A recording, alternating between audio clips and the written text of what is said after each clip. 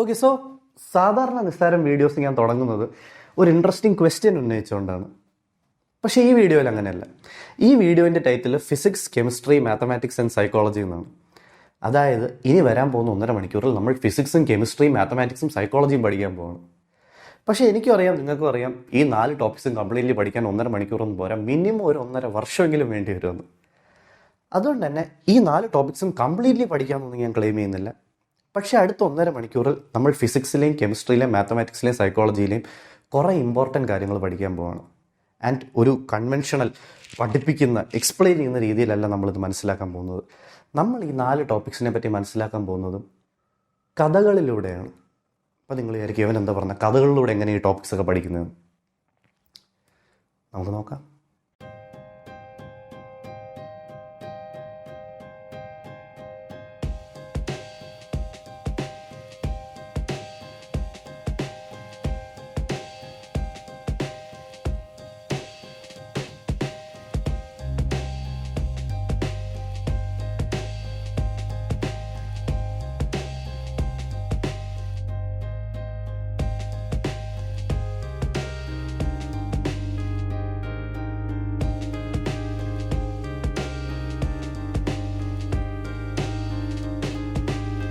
ഈ ലോകത്ത് ഒരുപാട് മാറ്റങ്ങൾ സയൻറ്റിസ്റ്റ് കാരണം സംഭവിച്ചിട്ടുണ്ട്. We can go so far to say നമ്മൾ ഇന്ന് ഈ കാണുന്ന ലോകം ഉണ്ടാക്കിയെടുത്തതിൽ ഏറ്റവും കൂടുതൽ കോൺട്രിബ്യൂട്ട് ചെയ്തിട്ടുള്ളത് സയൻറ്റിസ്റ്റ് ആണ്. സയൻറ്റിസ്റ്റും മാത്തമാറ്റീഷ്യൻസും കൂടെ ഉണ്ടാക്കിയെടുത്തൊരു ലോകത്താണ് നമ്മൾ ജീവിക്കുന്നത്. പക്ഷെ അങ്ങനെയെങ്കിൽ let me ask you a question.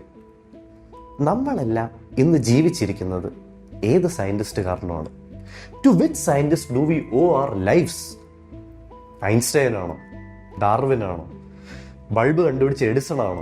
Computer കണ്ടുപിടിച്ച ബാബേജ് ആണോ? ഇന്റർനെറ്റ് കണ്ടുപിടിച്ച ടിം ബേണേഴ്സ്-ലീ ആണോ? വെൽ, ഇവരെല്ലാം ഒരുപാട് നോട്ടബിൾ കോൺട്രിബ്യൂഷൻസ് നമ്മുടെ സൊസൈറ്റിക്ക് കൊടുത്തിട്ടുണ്ട്. ബട്ട് ദ തിങ് ഇസ്, ഇവരാരില്ലായിരുന്നെങ്കിലും നമുക്ക് സർവൈവ് ചെയ്യാൻ പറ്റും. GPS-ഉം കമ്പ്യൂട്ടറും വെളിച്ചവും ഇൻ്റർനെറ്റും ഒന്നും ഇല്ലാത്തൊരു ലോകം അൺകംഫർട്ടബിൾ ആയിരിക്കും, പക്ഷെ സ്റ്റിൽ നമുക്ക് ജീവിക്കാൻ കഴിയും. പക്ഷെ ഒരു സയൻറ്റിസ്റ്റ് ഇല്ലായിരുന്നെങ്കിൽ നമ്മൾ ആരും ഇന്ന് ജീവനോടെ ഉണ്ടാവില്ല. എന്തിനാ നമ്മുടെ അച്ഛനമ്മമാർ പോലും ജീവനോടെ ഉണ്ടാവില്ല. നിസ്സാരത്തിന് 2.2 ലാക്ക് സബ്സ്ക്രൈബേഴ്സ് ഉണ്ടെങ്കിൽ അതിൽ 90% ആൾക്കാർ ജീവിച്ചിരിക്കുന്നത് ഈ ഒരൊറ്റ മനുഷ്യൻ കാരണമാണ്. We owe our lives to this man. അദ്ദേഹത്തിൻ്റെ പേരാണ് ഫ്രിറ്റ്സ് ഹാബർ. ഈ പേര് ചിലപ്പോൾ നിങ്ങൾക്ക് ഇത്തിരി പുതിയതായിരിക്കും. ഫ്രിറ്റ്സ് ഹാബറോ? ഇയാളാരാ? ഇയാൾ എന്താ ചെയ്തത്? ഹാബർ എന്താ ചെയ്തതെന്ന് നമ്മൾ മനസ്സിലാക്കണമെങ്കിൽ നമ്മൾ ആദ്യം മറ്റൊരു കാര്യത്തെപ്പറ്റി മനസ്സിലാക്കണം. നമ്മുടെ സർവൈവലിന് വളരെ ഇമ്പോർട്ടൻ്റ് ആയ ഒരു കാര്യത്തെപ്പറ്റി. നൈട്രജൻ.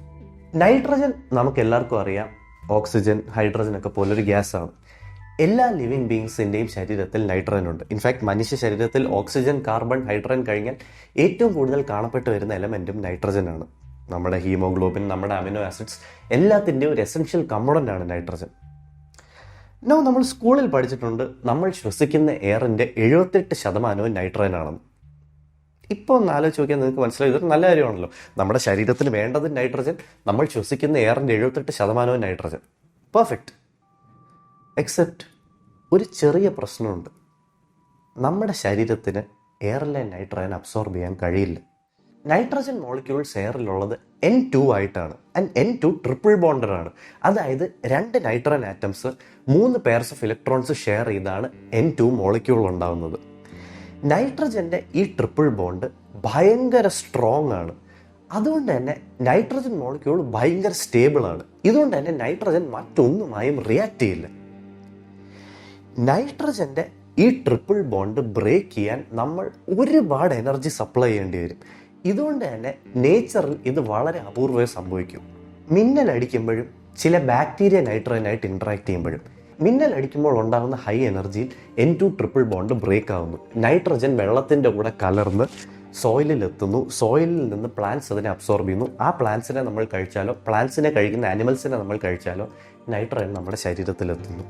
മറ്റൊരു വഴി എന്തെന്ന് വെച്ചാൽ, ചില സ്പീഷീസ് ഓഫ് ബാക്ടീരിയയ്ക്ക് നൈട്രജൻ്റെ ട്രിപ്പിൾ ബോണ്ട് ബ്രേക്ക് ചെയ്തിട്ട് നൈട്രജനെ സോയിലിൽ റീപ്ലനിഷ് ചെയ്യാൻ പറ്റും.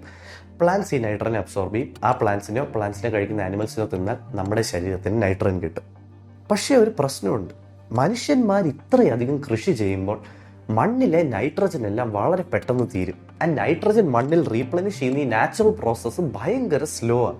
ഇതുകൊണ്ട് തന്നെ ലേറ്റ് 1800s 1900s മണ്ണിലെ നൈട്രജൻ്റെ അളവ് വളരെ കുറഞ്ഞു. പുതിയ ക്രോപ്സ് വളരാതെയായി, കർഷകന്മാർക്ക് വിളവില്ലാതെയായി, മനുഷ്യന്മാർക്ക് ഭക്ഷണമില്ലാതെയായി, ആൾക്കാർ പട്ടിണി കിടന്ന് മരിക്കാൻ തുടങ്ങി. Okay, so quick recap. ഇതുവരെ നമ്മൾ പറഞ്ഞ എന്താണ്? നമ്മൾ ആദ്യം പറഞ്ഞത് നമ്മളെല്ലാം ജീവിച്ചിരിക്കുന്നത് ഫ്രിറ്റ്സ് ഹാബർ എന്ന് പറഞ്ഞൊരു സയൻറ്റിസ്റ്റ് കാരണമാണെന്ന്. എന്നിട്ട് പെട്ടെന്ന് നമ്മൾ നൈട്രജനിലേക്ക് പോയി. നമ്മൾ മനസ്സിലാക്കി നൈട്രജൻ നമ്മുടെ ശരീരത്തിന് ആവശ്യമാണെന്നും മണ്ണിലെ നൈട്രജൻ ലേറ്റ് 1800s 1900s ആയപ്പോൾ തീർന്നു തുടങ്ങിയെന്നും ചെടികൾ വളരാതെയായെന്നും ആൾക്കാർ പട്ടിണി കിടന്ന് മരിക്കാൻ തുടങ്ങിയെന്നും.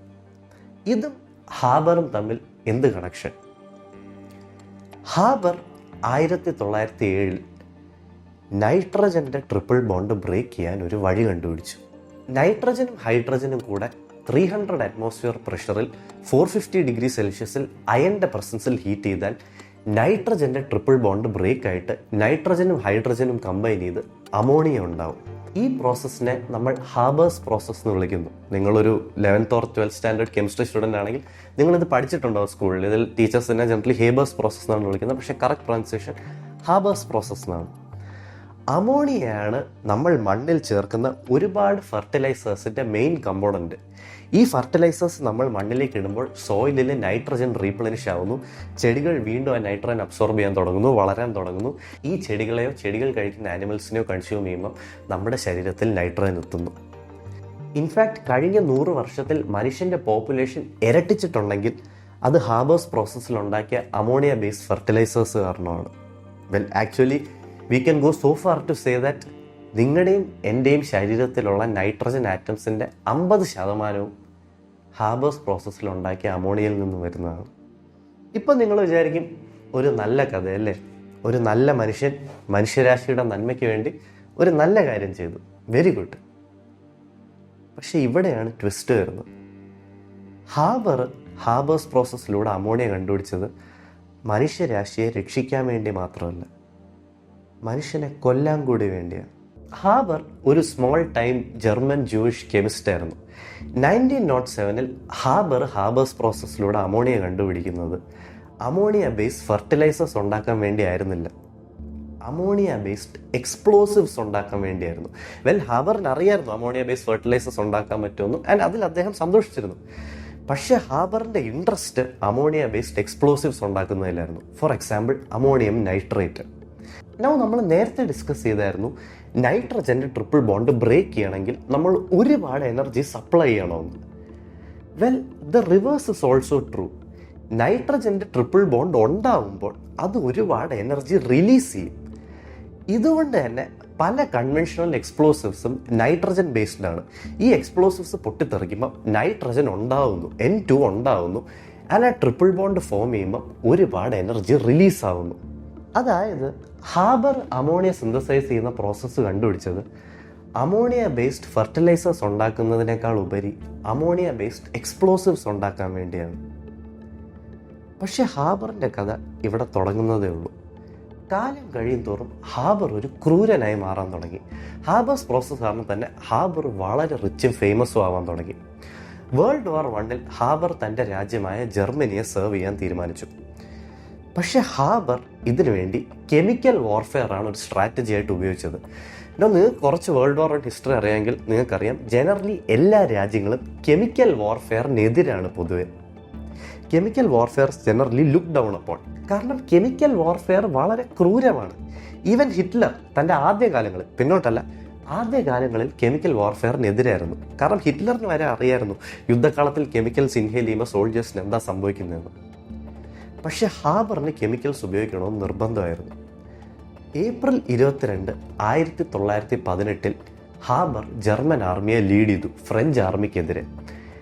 ഫ്രഞ്ച് ആർമിക്കെതിരെ ഹാബറും ടീമും ക്ലോറിൻ ഗ്യാസ് റിലീസ് ചെയ്തു. പതുക്കെ ആ ബാറ്റിൽ ഫീൽഡ് മുഴുവൻ ക്ലോറിൻ ഒരു ഗ്രീൻ കളർ ഗ്യാസായി സ്പ്രെഡ് ചെയ്യാൻ തുടങ്ങി. മരങ്ങളിലെ ഇലകൾ വാടാൻ തുടങ്ങി, പക്ഷികൾ മരിച്ചു വീഴാൻ തുടങ്ങി. ബാറ്റിൽ ഫീൽഡ് മുഴുവൻ പൈനാപ്പിളിൻ്റെയും ബ്ലീച്ചിൻ്റെയും മണമായി. ക്ലോറിൻ ഇൻഹെയിൽ ചെയ്ത ഫ്രഞ്ച് സോൾജേഴ്സിൻ്റെ ലങ്സ് നീറാൻ തുടങ്ങി. അവർക്ക് ഓക്സിജൻ കിട്ടാതെയായി, അവരുടെ സ്കിൻ നീല കളറായി, അവർ വേദനയിൽ പിടങ്ങി മരിക്കാൻ തുടങ്ങി. ക്ലോറിൻ നമ്മുടെ ലങ്സിൻ്റെ മ്യൂക്കസ് ലൈനിങ് ആയിട്ട് റിയാക്ട് ചെയ്യാൻ തുടങ്ങും. അന്ന് നമ്മുടെ ലങ്സിലെത്തി ഹൈഡ്രോക്ലോറിക് ആസിഡ് ഉണ്ടാവാൻ തുടങ്ങും. നമ്മുടെ ലങ്സിൽ ഹൈഡ്രോക്ലോറിക് ആസിഡ് ഒഴിച്ചാൽ ഉണ്ടാവാൻ പോകുന്ന അവസ്ഥയെപ്പറ്റി ആലോചിച്ച് നോക്ക്. സ്വന്തം കഫത്തിൽ ചോക്ക് ചെയ്തും ശ്വാസം കിട്ടാതെയും നീറിയും ആൾക്കാർ പിടഞ്ഞ് മരിക്കും. ക്ലോറിൻ ഗ്യാസ് അത്രയ്ക്ക് ടോക്സിക് ആണ്. വിത്തിൻ 1 hour ബാറ്റിൽ ഫീൽഡിലെ എല്ലാ സോൾജേഴ്സും മരിച്ചു. പക്ഷേ ക്ലോറിൻ ഗ്യാസിന് ഒരു അഡ്വാൻറ്റേജും കൂടെ ഉണ്ടായിരുന്നു. വേൾഡ് വാർ 1 സമയത്ത് ജനറലി സോൾജേഴ്സ് ട്രെഞ്ചസിൽ ഒളിക്കുമായിരുന്നു. മണ്ണിൽ ഇങ്ങനെ അണ്ടർഗ്രൗണ്ട് പാത്സ് ഉണ്ടാക്കി അടിയിൽ ഒളിച്ചിരുന്ന് അവിടെ നിന്ന് ഫൈറ്റ് ചെയ്യായിരുന്നു. ക്ലോറിൻ എയറിനെക്കാട്ടിലും ഹെവിയറാണ്. അതുകൊണ്ട് തന്നെ ക്ലോറിൻ പതുക്കെ സിങ്ക് ചെയ്യാൻ തുടങ്ങും താഴോട്ട്. സിങ്ക് ചെയ്ത് ട്രെഞ്ചസിനകത്ത് പോയി ഒളിച്ചിരിക്കുന്ന സോൾജേഴ്സിനെയും കൊല്ലും. അതുകൊണ്ട് തന്നെ വിത്തൗട്ട് എക്സെപ്ഷൻ ബാറ്റിൽ ഫീൽഡിലുള്ള ഒട്ടുമിക്ക സോൾജേഴ്സും ആനിമൽസും മരിക്കും. ഹാബറിന്റെ നിർദ്ദേശപ്രകാരം ഫ്രഞ്ച് ആർമിക്കെതിരെ ക്ലോറിൻ റിലീസ് ചെയ്ത വിൽ സിൽബർട്ട് എന്ന സോൾജർ പിന്നീട് അതോർത്ത് ഒരുപാട് പശ്ചാത്തപിച്ചു. പക്ഷേ അതേസമയം ഹാബറിന് ഒരു പശ്ചാത്താപവും ഇല്ലായിരുന്നു. ഹാബർ വീണ്ടും ക്ലോറിൻ ഗ്യാസ് ഉപയോഗിച്ച് ഒരുപാട് എനിമി സോൾജേഴ്സിനെ കൊന്നു. ആൻഡ് ഓരോ തവണ ക്ലോറിൻ യൂസ് ചെയ്ത് വിക്ടറി നേടുമ്പോഴും ഹാബർ തിരിച്ച് വീട്ടിൽ വന്ന് ഒരു വലിയ പാർട്ടി ഹോസ്റ്റ് ചെയ്യുമായിരുന്നു. നോ മൈൻഡ് യു, ഹാബറിന് വളരെ വൃത്തിയായി അറിയായിരുന്നു ക്ലോറിൻ ഇൻഹെയിൽ ചെയ്താൽ ഉണ്ടാകുന്ന ദാരുണമായ അവസ്ഥ. കാരണം ഒരിക്കൽ ഹാബർ തന്നെ ഒരു കുന്നിൻ്റെ മുകളിൽ പോയി എനിമി സോൾജേഴ്സിനെതിരെ ക്ലോറിൻ റിലീസ് ചെയ്തു. കാറ്റടിച്ച് ഈ ക്ലോറിൻ ഹാബറിൻ്റെ മൂക്കിനകത്തോട്ട് തന്നെ കയറിപ്പോയി. ഹാബർ ഓൾമോസ്റ്റ് മരിച്ചതാണ് അന്ന് ദിവസം. കഷ്ടിച്ചാണ് രക്ഷപ്പെട്ടത്. അന്ന് ഹാബർ ക്ലോറിൻ ഇൻഹെയിൽ ചെയ്ത് ഓൾമോസ്റ്റ് മരിച്ചു വീണപ്പോൾ ഹാബറിൻ്റെ ഭാര്യയായ ക്ലാര അത് കണ്ടായിരുന്നു. ക്ലാരയും ഹാബറിനെ പോലെ ഒരു ജീനിയസ് ആയിരുന്നു. ജർമ്മനിയിൽ കെമിസ്ട്രിയിൽ PhD നേടിയ ആദ്യ വനിതയായിരുന്നു ക്ലാര. പക്ഷേ ക്ലാരയും ഹാബറും തമ്മിൽ ഒരു ഫണ്ടമെൻ്റൽ ഡിഫറൻസ് ഉണ്ടായിരുന്നു. ക്ലാരയ്ക്ക് മനസാക്ഷി ഉണ്ടായിരുന്നു. ക്ലാര ഹാബറിനോട് പറഞ്ഞു ക്ലോറിൻ ഉപയോഗിച്ച് ആൾക്കാരെ കൊല്ലുന്നത് നിർത്തണം, അത് അതിക്രൂരമാണെന്ന്. പക്ഷേ ഹാബർ അതിന് ചെവി കൊണ്ടില്ല. ഹാബർ വീണ്ടും ക്ലോറിൻ യൂസ് ചെയ്ത് ആൾക്കാരെ കൊല്ലാൻ തുടങ്ങി. ഒരു ദിവസം ഇതുപോലെ വലിയൊരു യുദ്ധത്തിന് ശേഷം ഒരുപാട് ആൾക്കാരെ ക്ലോറിൻ ഉപയോഗിച്ച് കൊന്നിട്ട് ഹാബർ സന്തോഷത്തോടെ വീട്ടിൽ വന്നിട്ട് തൻ്റെ ഫ്രണ്ട്സിന് വേണ്ടി ഒരു ഓൾ നൈറ്റ് പാർട്ടി ഹോസ്റ്റ് ചെയ്തു. രാവിലെ 4 മണിയായപ്പം ക്ലാര തൻ്റെ മുറിയിൽ നിന്ന് ഇറങ്ങി വന്ന് ഗാർഡനിൽ പോയി ഒരു പിസ്റ്റൾ എടുത്ത് സ്വന്തം നെഞ്ചിൽ വെടിവെച്ച് മരിച്ചു. തൻ്റെ 13 വയസ്സുകാരനായ മകൻ്റെ മടിയിൽ കിടന്ന് ചോര വാർന്ന് ക്ലാര മരിച്ചു. ഹാബറിന് ഇതൊരു വലിയ ഷോക്കായി. പതുക്കെ നാളുകൾ കഴിയും തോറും ഹാബർ പാരനോയിഡ് ആവാൻ തുടങ്ങി. ക്ലാരയുടെ പ്രേതം ഹാബറിനെ ഹോണ്ട് ചെയ്യുന്നുണ്ടെന്ന്. ആ ചിന്തകളിൽ നിന്ന് രക്ഷപ്പെടാൻ വേണ്ടി ഹാബർ യുദ്ധത്തിൽ കൂടുതൽ ഫോക്കസ് ചെയ്യാൻ തുടങ്ങി. ക്ലോറിനും മറ്റ് പോയ്സണസ് ഗ്യാസ് ഉപയോഗിച്ച് കൂടുതൽ സോൾജേഴ്സിനെ കൊല്ലാൻ തുടങ്ങി. 1918 ഹാബേഴ്സ് പ്രോസസ്സിന് വേണ്ടിയുള്ള നോബൽ പ്രൈസ് കിട്ടി എന്നതൊഴിച്ചാൽ ഹാബറിൻ്റെ ലൈഫ് പിന്നെ വളരെയധികം ട്രാജിക്കായിരുന്നു. തൻ്റെ അവസാനത്തെ നാളുകളിൽ ഹാബർ മറ്റൊരു പോയ്സണസ് ഗ്യാസ് കണ്ടുപിടിച്ചു. സൈക്ലോൺ ബി എന്നാണ് അദ്ദേഹം അതിന് പേരിട്ടത്. സൈക്ലോൺ ബിയുടെ ഒരു മേജർ കമ്പോണൻറ്റ് സയനൈഡ് ആയിരുന്നു. സാഡ്ലി ഹാബർ മരിച്ചതിന് ശേഷം ഹാബർ കണ്ടുപിടിച്ച ഇതേ സൈക്ലോൺ ബി ഉപയോഗിച്ചാണ് ഹിറ്റ്ലർ ഹാബറിൻ്റെ സിസ്റ്ററിനെയും ബ്രദറിനെയും നെഫ്യൂസിനെയും നീസിനെയും എല്ലാം കൊന്നത്. ഇതാണ് ഹാബറിൻ്റെ കഥ. Now the most interesting part of the stories, Haber മരിക്കുമ്പോൾ ഹാബറിൻ്റെ മുറിയിൽ നിന്നും ഒരു നോട്ട് കിട്ടിയിരുന്നു. ഹാബർ മരിച്ച ആ മുറിയിൽ നിന്ന് ആ നോട്ട് എടുത്ത് വായിച്ചപ്പോൾ ആ നോട്ട് ക്ലാരയ്ക്ക് അഡ്രസ്ഡ് ആയിരുന്നു. ഹാബറിനെ മരിച്ചുപോയ ഭാര്യയ്ക്ക് വേണ്ടിയാണ് ഹാബർ ആ നോട്ട് എഴുതിയിരുന്നത്. ആ നോട്ടിൽ നിറച്ച് ഹാബറിൻ്റെ കുറ്റബോധമായിരുന്നു. ഇപ്പം നമ്മൾ എന്ത് വിചാരിക്കും, ക്ലോറിൻ ഉപയോഗിച്ച് സോൾജേഴ്സിനെ കൊന്നതിൻ്റെ കുറ്റബോധമാണെന്ന്?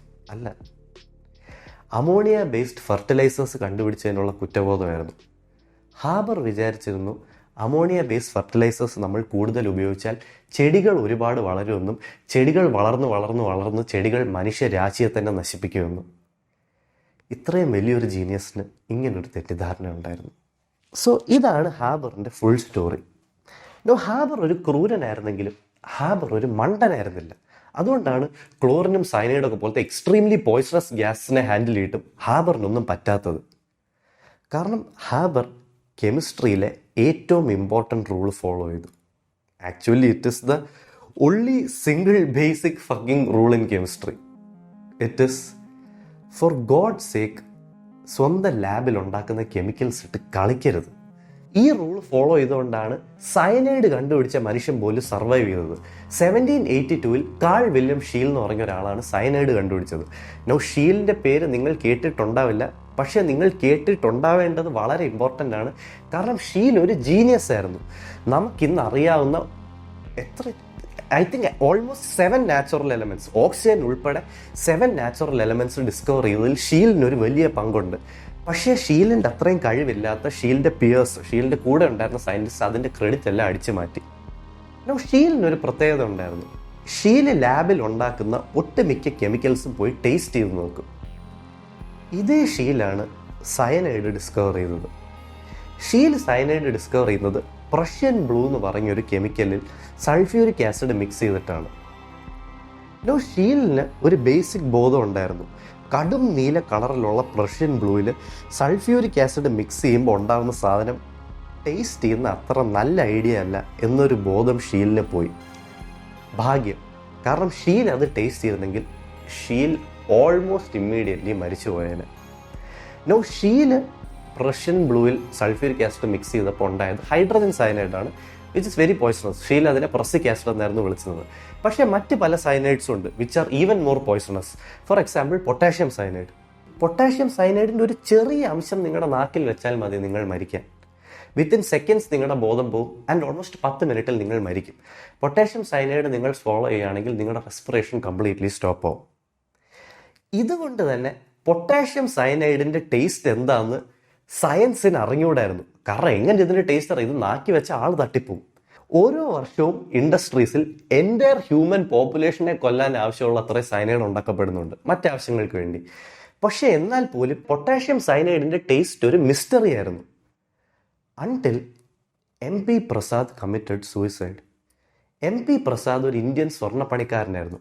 32-ാം വയസ്സിൽ ഒരു ലോഡ്ജിൽ മുറിയെടുത്ത് സൂയിസൈഡ് ചെയ്യാൻ പോകുന്നതിന് മുമ്പ് സയനൈഡിൻ്റെ ടേസ്റ്റ് എന്താണെന്ന് ലോകത്തെ അറിയിക്കണമെന്ന് അയാൾ തീരുമാനിച്ചു. അതുകൊണ്ട് പൊട്ടാഷ്യം സയനൈഡ് നാക്കിൽ വെച്ച ഉടനെ തന്നെ അതിൻ്റെ ടേസ്റ്റ് എന്താണെന്ന് അയാൾ ഒരു നോട്ടിൽ എഴുതി വെച്ചു. ആ നോട്ട് റിട്രീവ് ചെയ്തപ്പോൾ അതിൽ എഴുതിയിരുന്നത് ഇങ്ങനെയാണ്: doctors, potassium cyanide, I have tasted it. It burns the tongue and taste sacred. ഇതാണ് സയനൈഡിൻ്റെ കഥ. സയനൈഡിൻ്റെ ഈ ഷോർട്ട് സ്റ്റോറി ഞാൻ പറയാൻ കാരണം, സയനൈഡ് കണ്ടുപിടിച്ച കാൾ വില്യം ഷീലിന് പോലും അത് ടേസ്റ്റ് ചെയ്യരുത്, അതിട്ട് കളിക്കരുത് എന്നൊരു ബേസിക് ബോധം ഉണ്ടായിരുന്നു. പ്രഷ്യൻ ബ്ലൂ എന്ന കടും നീല കെമിക്കലിൽ സൾഫ്യൂരിക് ആസിഡ് ഒഴിക്കുമ്പോൾ ഉണ്ടാകുന്ന സാധനം ടേസ്റ്റ് ചെയ്ത് നോക്കണ്ട എന്നൊരു ബേസിക് ബോധം അദ്ദേഹത്തിനുണ്ടായിരുന്നു. അത് അദ്ദേഹത്തിൻ്റെ ജീവൻ രക്ഷിച്ചു. പക്ഷേ മറ്റ് പല സയൻറ്റിസ്റ്റിനും ഇതേ ബോധം ഉണ്ടാവാതെ പോയിട്ടുണ്ട്, പല ബ്രില്യൻ സയൻറ്റിസ്റ്റിനും.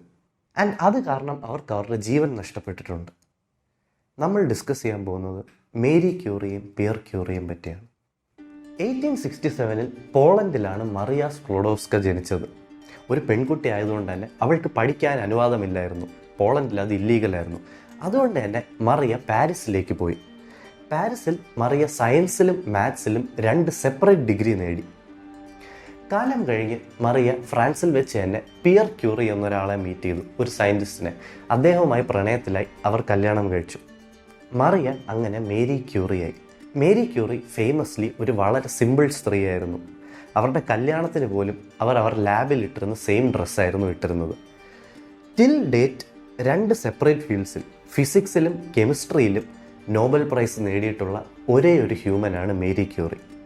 മേരി ക്യൂറി ഇന്ന് മാഡം ക്യൂറി എന്നറിയപ്പെടുന്നു. ഇതുകൊണ്ട് തന്നെ വർഷം 1896 റോൺജൻ അന്ന് എക്സ്റേ ഡിസ്കവർ ചെയ്തിട്ടേ ഉള്ളൂ.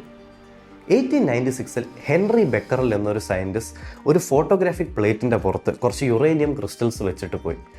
ഏതാനും ദിവസങ്ങൾ കഴിഞ്ഞ് അദ്ദേഹം തിരിച്ചെത്തിയപ്പോൾ ഈ യുറേനിയം ക്രിസ്റ്റൽസിൻ്റെ ഒരു ഇമേജ് ബേൺ ആയിരിക്കുന്ന ഫോട്ടോഗ്രാഫിക് പ്ലേറ്റിൽ. ബെക്കറൽ മനസ്സിലാക്കി ഇത് എക്സ്റേ പോലെ തന്നെ മറ്റെന്തോ ഇൻവിസിബിൾ റേസ് കാരണം സംഭവിക്കുന്നതാണെന്ന്. മേരി ക്യൂറി ഇതിനെപ്പറ്റി കൂടുതൽ സ്റ്റഡി ചെയ്യാൻ തുടങ്ങി. ആൻഡ് ഈ ഫിനോമിനന് റേഡിയോ ആക്ടിവിറ്റി എന്ന് പേരിടുകയും ചെയ്തു. റേഡിയോ ആക്ടിവിറ്റി എന്താണെന്ന് നമുക്ക് ക്വിക്കായിട്ടൊന്ന് ഡിസ്കസ് ചെയ്യാം. യുറേനിയം പോലത്തെ ചില എലമെൻസിൻ്റെ ആറ്റംസിലെ ന്യൂക്ലിയസ് ഹൈലി അൺസ്റ്റേബിൾ ആണ്. ഈ ന്യൂക്ലിയസ് ഒരു സ്റ്റേബിൾ കൺഫിഗറേഷൻ എത്താൻ വേണ്ടി തന്നെ എനർജിയും പാർട്ടിക്കിൾസ് റിലീസ് ചെയ്യും.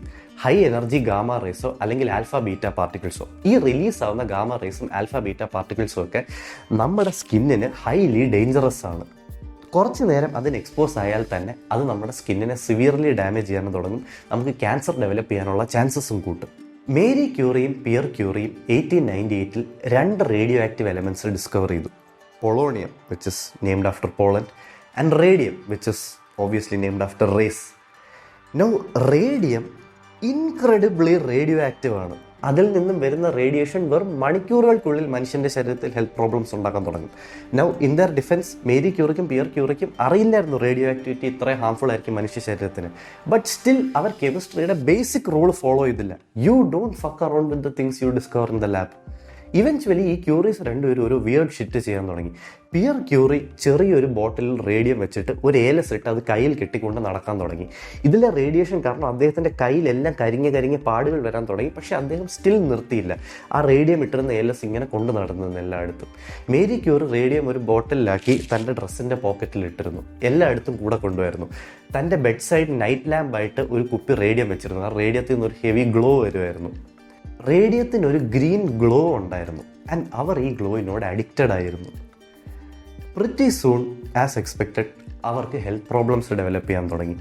അവരുടെ ശരീരത്തിലെ എല്ലുകൾ വേദനിക്കാൻ തുടങ്ങി. അവർക്ക് ബാക്ക് പെയിൻ ഡെവലപ്പ് ചെയ്യാൻ തുടങ്ങി. അവർ സിവിയർ ടയർഡ്നെസ് ഡെവലപ്പ് ചെയ്യാൻ തുടങ്ങി. ബട്ട് സ്റ്റിൽ അവർ നിർത്തിയില്ല. ഈ റേഡിയോ ആക്റ്റീവ് എലമെൻറ്റ്സ് കൂടെ കൊണ്ട് നടന്നിരുന്നു. 66-ാം വയസ്സിൽ റേഡിയേഷൻ പോയ്സൺ കാരണം മേരി ക്യൂറി മരിച്ചു. മരണത്തിന് ശേഷം ഇപ്പോൾ ഏതാനും 100 വർഷമായി. പക്ഷേ എന്നാൽ പോലും to date Marie Curie work ചെയ്തിരുന്ന notebooks are so radioactive that അത് ലെഡ് കണ്ടെയ്നേഴ്സിലാണ് പൂട്ടി വെച്ചിരിക്കുന്നത്. നിങ്ങൾക്ക് ഫ്രാൻസിൽ പോയാൽ, മ്യൂസിയത്തിൽ പോയാൽ നിങ്ങൾക്ക് മേരി ക്യൂറിയുടെ പേഴ്സണൽ ബിലോങ്ങിങ്സ് കാണാം. പക്ഷേ ചുമ്മാ നിങ്ങളെ അത് കാണാൻ സമ്മതിക്കില്ല. They are so radioactive that നിങ്ങൾക്ക് അതിൻ്റെ അടുത്ത് പോകണമെങ്കിൽ നിങ്ങളൊരു പ്രൊട്ടക്റ്റീവ് സൂട്ട് ധരിക്കണം. സോ ഇതായിരുന്നു കെമിസ്ട്രിയിലെ കുറച്ച് കഥകൾ. ഇതിലൂടെ നിങ്ങൾക്ക് കെമിസ്ട്രി റിയൽ ലൈഫിൽ എത്ര ഇൻട്രസ്റ്റിംഗ് ആണെന്ന് മനസ്സിലാക്കാൻ സാധിച്ചു എന്ന് ഞാൻ വിശ്വസിക്കുന്നു. പക്ഷേ കെമിസ്ട്രിയിലെ കഥകൾ പോലെയല്ല മാത്സിലെ കഥകൾ. കെമിസ്ട്രിയിലെ കഥകൾ ക്രൂരതകളുടെയും മണ്ടത്തരങ്ങളുടെയും ആണെങ്കിൽ മാത്സിലെ കഥകൾ മിസ്റ്ററിയുടേതാണ്. ഇനി നമുക്ക് മാത്സിലേക്ക് കടക്കാം. Chapter 2, mathematics.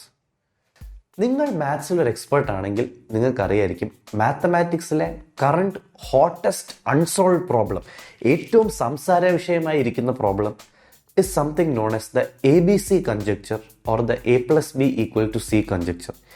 A plus B equal to C conjecture solve ആയാൽ മാത്തമാറ്റീഷ്യൻസിനെ അലട്ടുന്ന പല ഫണ്ടമെൻ്റൽ മാത്ത് പ്രോബ്ലംസും തനിയെ സോൾവ് ആവും. അത്രയ്ക്ക് വലിയ അച്ചീവ്മെൻ്റ് ആയിരിക്കും A plus B equal to conjecture solve ചെയ്യാൻ പറ്റിയാൽ. ആൻഡ് അത്രയ്ക്ക് ബുദ്ധിമുട്ടാണ് അത് സോൾവ് ചെയ്യാൻ. ഓഗസ്റ്റ് 13, 2012 ഷിനിച്ചി മോച്ചിസൂക്കി എന്ന് പറഞ്ഞൊരു ജാപ്പനീസ് മാത്തമാറ്റീഷ്യൻ തൻ്റെ റാൻഡം ഇൻ്റർനെറ്റ് ബ്ലോഗ് പോസ്റ്റിൽ 600 പേജുള്ള ഇതിൻ്റെ ഒരു സൊല്യൂഷൻ ഇട്ടിട്ട് അങ്ങ് പോയി. അതായത് മാത്തമാറ്റിക്സിലെ ഗ്രേറ്റസ്റ്റ് അൺസോൾവ് പ്രോബ്ലത്തിൻ്റെ സൊല്യൂഷൻ ഒരു മാത്തമാറ്റീഷ്യൻ തൻ്റെ റാൻഡം ബ്ലോഗ് പോസ്റ്റിൽ ചുമ്മാ ഒരു ദിവസം രാവിലെ ഇട്ടിട്ട് പോയി. ഇന്നേ വരെ ഭൂമിയിൽ ഒരാൾക്ക് പോലും ആ സൊല്യൂഷൻ ഫുള്ളി മനസ്സിലാക്കാൻ സാധിച്ചിട്ടില്ല. ഷിനിച്ചി മോച്ചിസൂക്കി എന്ന ഈ ജാപ്പനീസ് മാത്തമാറ്റീഷ്യൻ വർഷങ്ങളോളം കംപ്ലീറ്റ് ഐസൊലേഷനിലിരുന്നാണ് ഈ സൊല്യൂഷൻ കണ്ടുപിടിച്ചത്. പക്ഷേ സൊല്യൂഷൻ കണ്ടുപിടിച്ച മോച്ചിസൂക്കി ഇത് എവിടെയോ പ്രസിദ്ധീകരിക്കാനോ ഇതിനെ പുറത്ത് പേപ്പേഴ്സ് റിലീസ് ചെയ്യാനോ ആർട്ടിക്കിൾസ് റിലീസ് ചെയ്യാനോ ഒരു പ്രസ് കോൺഫറൻസ് നടത്താനോ താൻ ഇത് കണ്ടുപിടിച്ചു എന്ന് നാട്ടുകാരെ അറിയിക്കാനോ ഒരു രീതിയിലും ശ്രമിച്ചില്ല. സാധാരണ ആൾക്കാർ ഇതിലും ചെറിയ അച്ചീവ്മെൻറ്റ്സിന് തന്നെ നാട്ടുകാരെ വിളിച്ചു കൂട്ടുന്നതാണ്. പക്ഷേ മോച്ചിസൂക്കിക്ക് ഒരു താല്പര്യവും ഇല്ലായിരുന്നു. മോച്ചിസൂക്കി തൻ്റെ റാൻഡം ഇൻ്റർനെറ്റ് ബ്ലോഗ് പോസ്റ്റിൽ ഇതിട്ടിട്ടങ്ങ് പോയി. ആദ്യമായിട്ട് ഈ സൊല്യൂഷൻ ശ്രദ്ധിച്ചത് അക്കിയോ ടാമഗാവ എന്ന് പറഞ്ഞ മോച്ചിസൂക്കിയുടെ കൊളീഗാണ്. ടാമഗാവ ഇത് കണ്ടിട്ട് ഷോക്ക്ഡും എക്സൈറ്റഡുമായി. ടാമഗാവ ഈ സൊല്യൂഷൻ ഇവാൻ ഫെസൻകോ എന്ന് പറഞ്ഞ മറ്റൊരു ഫേമസ് മാത്തമാറ്റീഷ്യന് ഇൻ്റർനെറ്റിലൂടെ മെയിൽ ചെയ്തു കൊടുത്തു. ഇവാൻ ഫെസൻകോ ഈ മെയിൽ കണ്ടിട്ട് ഭയങ്കര എക്സൈറ്റഡ് ആയി. മാത്തമാറ്റിക്സിലെ ഗ്രേറ്റസ്റ്റ് അൺസോൾവ് പ്രോബ്ലത്തിൻ്റെ സൊല്യൂഷനാണ് ഒരു 600 പേജ് PDF ആയിട്ട് കിടക്കുന്നത്. അയാൾ ഭയങ്കര ഇൻട്രസ്റ്റഡ് ആയി. ഫെസൻകോ 10 മിനിറ്റ് എടുത്ത് ആ സൊല്യൂഷൻ ഡൗൺലോഡ് ചെയ്തു. പോയി മുറിയുടെ വാതിൽ പൂട്ടി 2 ആഴ്ച ആ സൊല്യൂഷനിൽ തന്നെ സബ്മർജ് ചെയ്തു. അത് കംപ്ലീറ്റ്ലി മനസ്സിലാക്കാൻ ശ്രമിച്ചു. ഫുഡ് ഓർഡർ ചെയ്ത് ആ മുറിയിൽ തന്നെ ഇരുന്ന് കഴിച്ചു. മുറിയിൽ തന്നെ കിടന്നുറങ്ങുകയും ചെയ്തു. 2 ആഴ്ച എടുത്ത് ആ സൊല്യൂഷൻ വായിച്ച ഫെസൻകോ എണീറ്റ് വാതിൽ തുറന്ന് പോയി കുളിച്ചിട്ട് തിരിച്ചു വന്ന് അക്കിയോ ടാമഗാവയ്ക്ക് ഒരു മെയിൽ അയച്ചു. ആ മെയിലിൽ 3 വാക്കുകളെ ഉണ്ടായിരുന്നുള്ളൂ: ഇംപോസിബിൾ ടു അണ്ടർസ്റ്റാൻഡ്. പെസൻകോവിനെ മാത്രമല്ല, ലോകത്തെ ഒരു മാത്തമാറ്റീഷ്യനും ഈ സൊല്യൂഷൻ മനസ്സിലാക്കാൻ സാധിച്ചില്ല. 2013 ലോകത്തെ ഏറ്റവും പ്രശസ്തനായ മാത്തമാറ്റീഷ്യൻസ് എല്ലാം കൂടെ ഓക്സ്ഫോർഡ് യൂണിവേഴ്സിറ്റിയിൽ കൂടി. എന്നിട്ട് അവരെല്ലാം കൂടെ തീരുമാനിച്ചു നമുക്ക് എല്ലാവർക്കും കൂടി ഈ സൊല്യൂഷൻ അനലൈസ് ചെയ്യാൻ ശ്രമിക്കാമെന്ന്. ആദ്യത്തെ 3 ദിവസം എല്ലാവരും വൻ ഉത്സാഹത്തിലായിരുന്നു. കാരണം എല്ലാവരും അങ്ങോട്ടും ഇങ്ങോട്ടും ഡിസ്കസ് ചെയ്ത് സൊല്യൂഷൻ മനസ്സിലാക്കി വന്നു. പക്ഷെ 4ാമത്തെ ദിവസത്തിൽ ആ ഉത്സാഹം തീർത്തു. കാരണം ഒരു പോയിന്റിനപ്പുറത്തേക്ക് ആർക്കും ആ സൊല്യൂഷൻ മനസ്സിലാക്കാൻ സാധിച്ചില്ല. ആ സൊല്യൂഷൻ ഫർദർ മനസ്സിലാക്കാൻ ശ്രമിച്ച മാത്തമാറ്റീഷ്യൻസ് പറഞ്ഞത് ഇങ്ങനെയാണ്: it seems the solution was written by a time traveler from the future. Mochizuki ആണെങ്കിലോ തൻ്റെ ഈ സൊല്യൂഷൻ വിശദീകരിക്കാൻ ഒരു ശ്രമവും നടത്തിയില്ല, ഒരു മീറ്റിങ്ങിൽ പോലും പങ്കെടുത്തില്ല. ടോക്കിയോയിലാണ് മോച്ചിസൂക്കി ജനിച്ചത്. കുട്ടിക്കാലം തൊട്ടേ കോൺസെൻട്രേറ്റ് ചെയ്യാനുള്ള ഒരു അപാര ശക്തി മോച്ചിസൂക്കിക്കുണ്ടായിരുന്നു. ആൻഡ് പഠിത്തത്തിൽ വളരെ മിടുക്കനായിരുന്നു. പക്ഷെ പ്രായം കഴിയും തോറും മോച്ചിസൂക്കി കൂടുതൽ ഇൻട്രോവേർട്ടഡ് ആവാൻ തുടങ്ങി. കൂടുതൽ ടൈം തനിച്ച് സ്പെൻഡ് ചെയ്യാൻ തുടങ്ങി. ആൻഡ് സോഷ്യലി ആങ്ഷ്യസ് ആവാനും തുടങ്ങി. കാലം കഴിയും തോറും മോച്ചിസൂക്കി ആൾക്കാരോട് സംസാരിക്കുന്ന ഒരു ഭയങ്കര റെയർ ഇവൻ്റ് ആവാൻ തുടങ്ങി. ആൻഡ് ഫർദർ വളരും തോറും മോച്ചിസൂക്കി ആൾക്കാരുടെ മുഖത്ത് നോക്കുന്നത് പോലും ഒരു റെയർ ഇവൻ്റ് ആക്കാൻ തുടങ്ങി.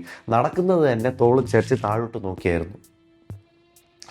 പക്ഷേ ഇത്രയ്ക്ക് ഇൻട്രോവേർട്ടഡും ഷൈയും സോഷ്യലി ഓക്വേർഡ് ആയിരുന്നെങ്കിലും മോച്ചിസൂക്കി ആൾക്കാരുടെ ഇടയിൽ വളരെ പോപ്പുലർ ആയിരുന്നു. കാരണം മോച്ചിസൂക്കി വളരെ ഗുഡ് ലുക്കിംഗ് ആയിരുന്നു. ആൾക്കാർ അദ്ദേഹത്തെ ജാപ്പനീസ് സൂപ്പർമാൻ എന്നായിരുന്നു വിളിച്ചിരുന്നത്.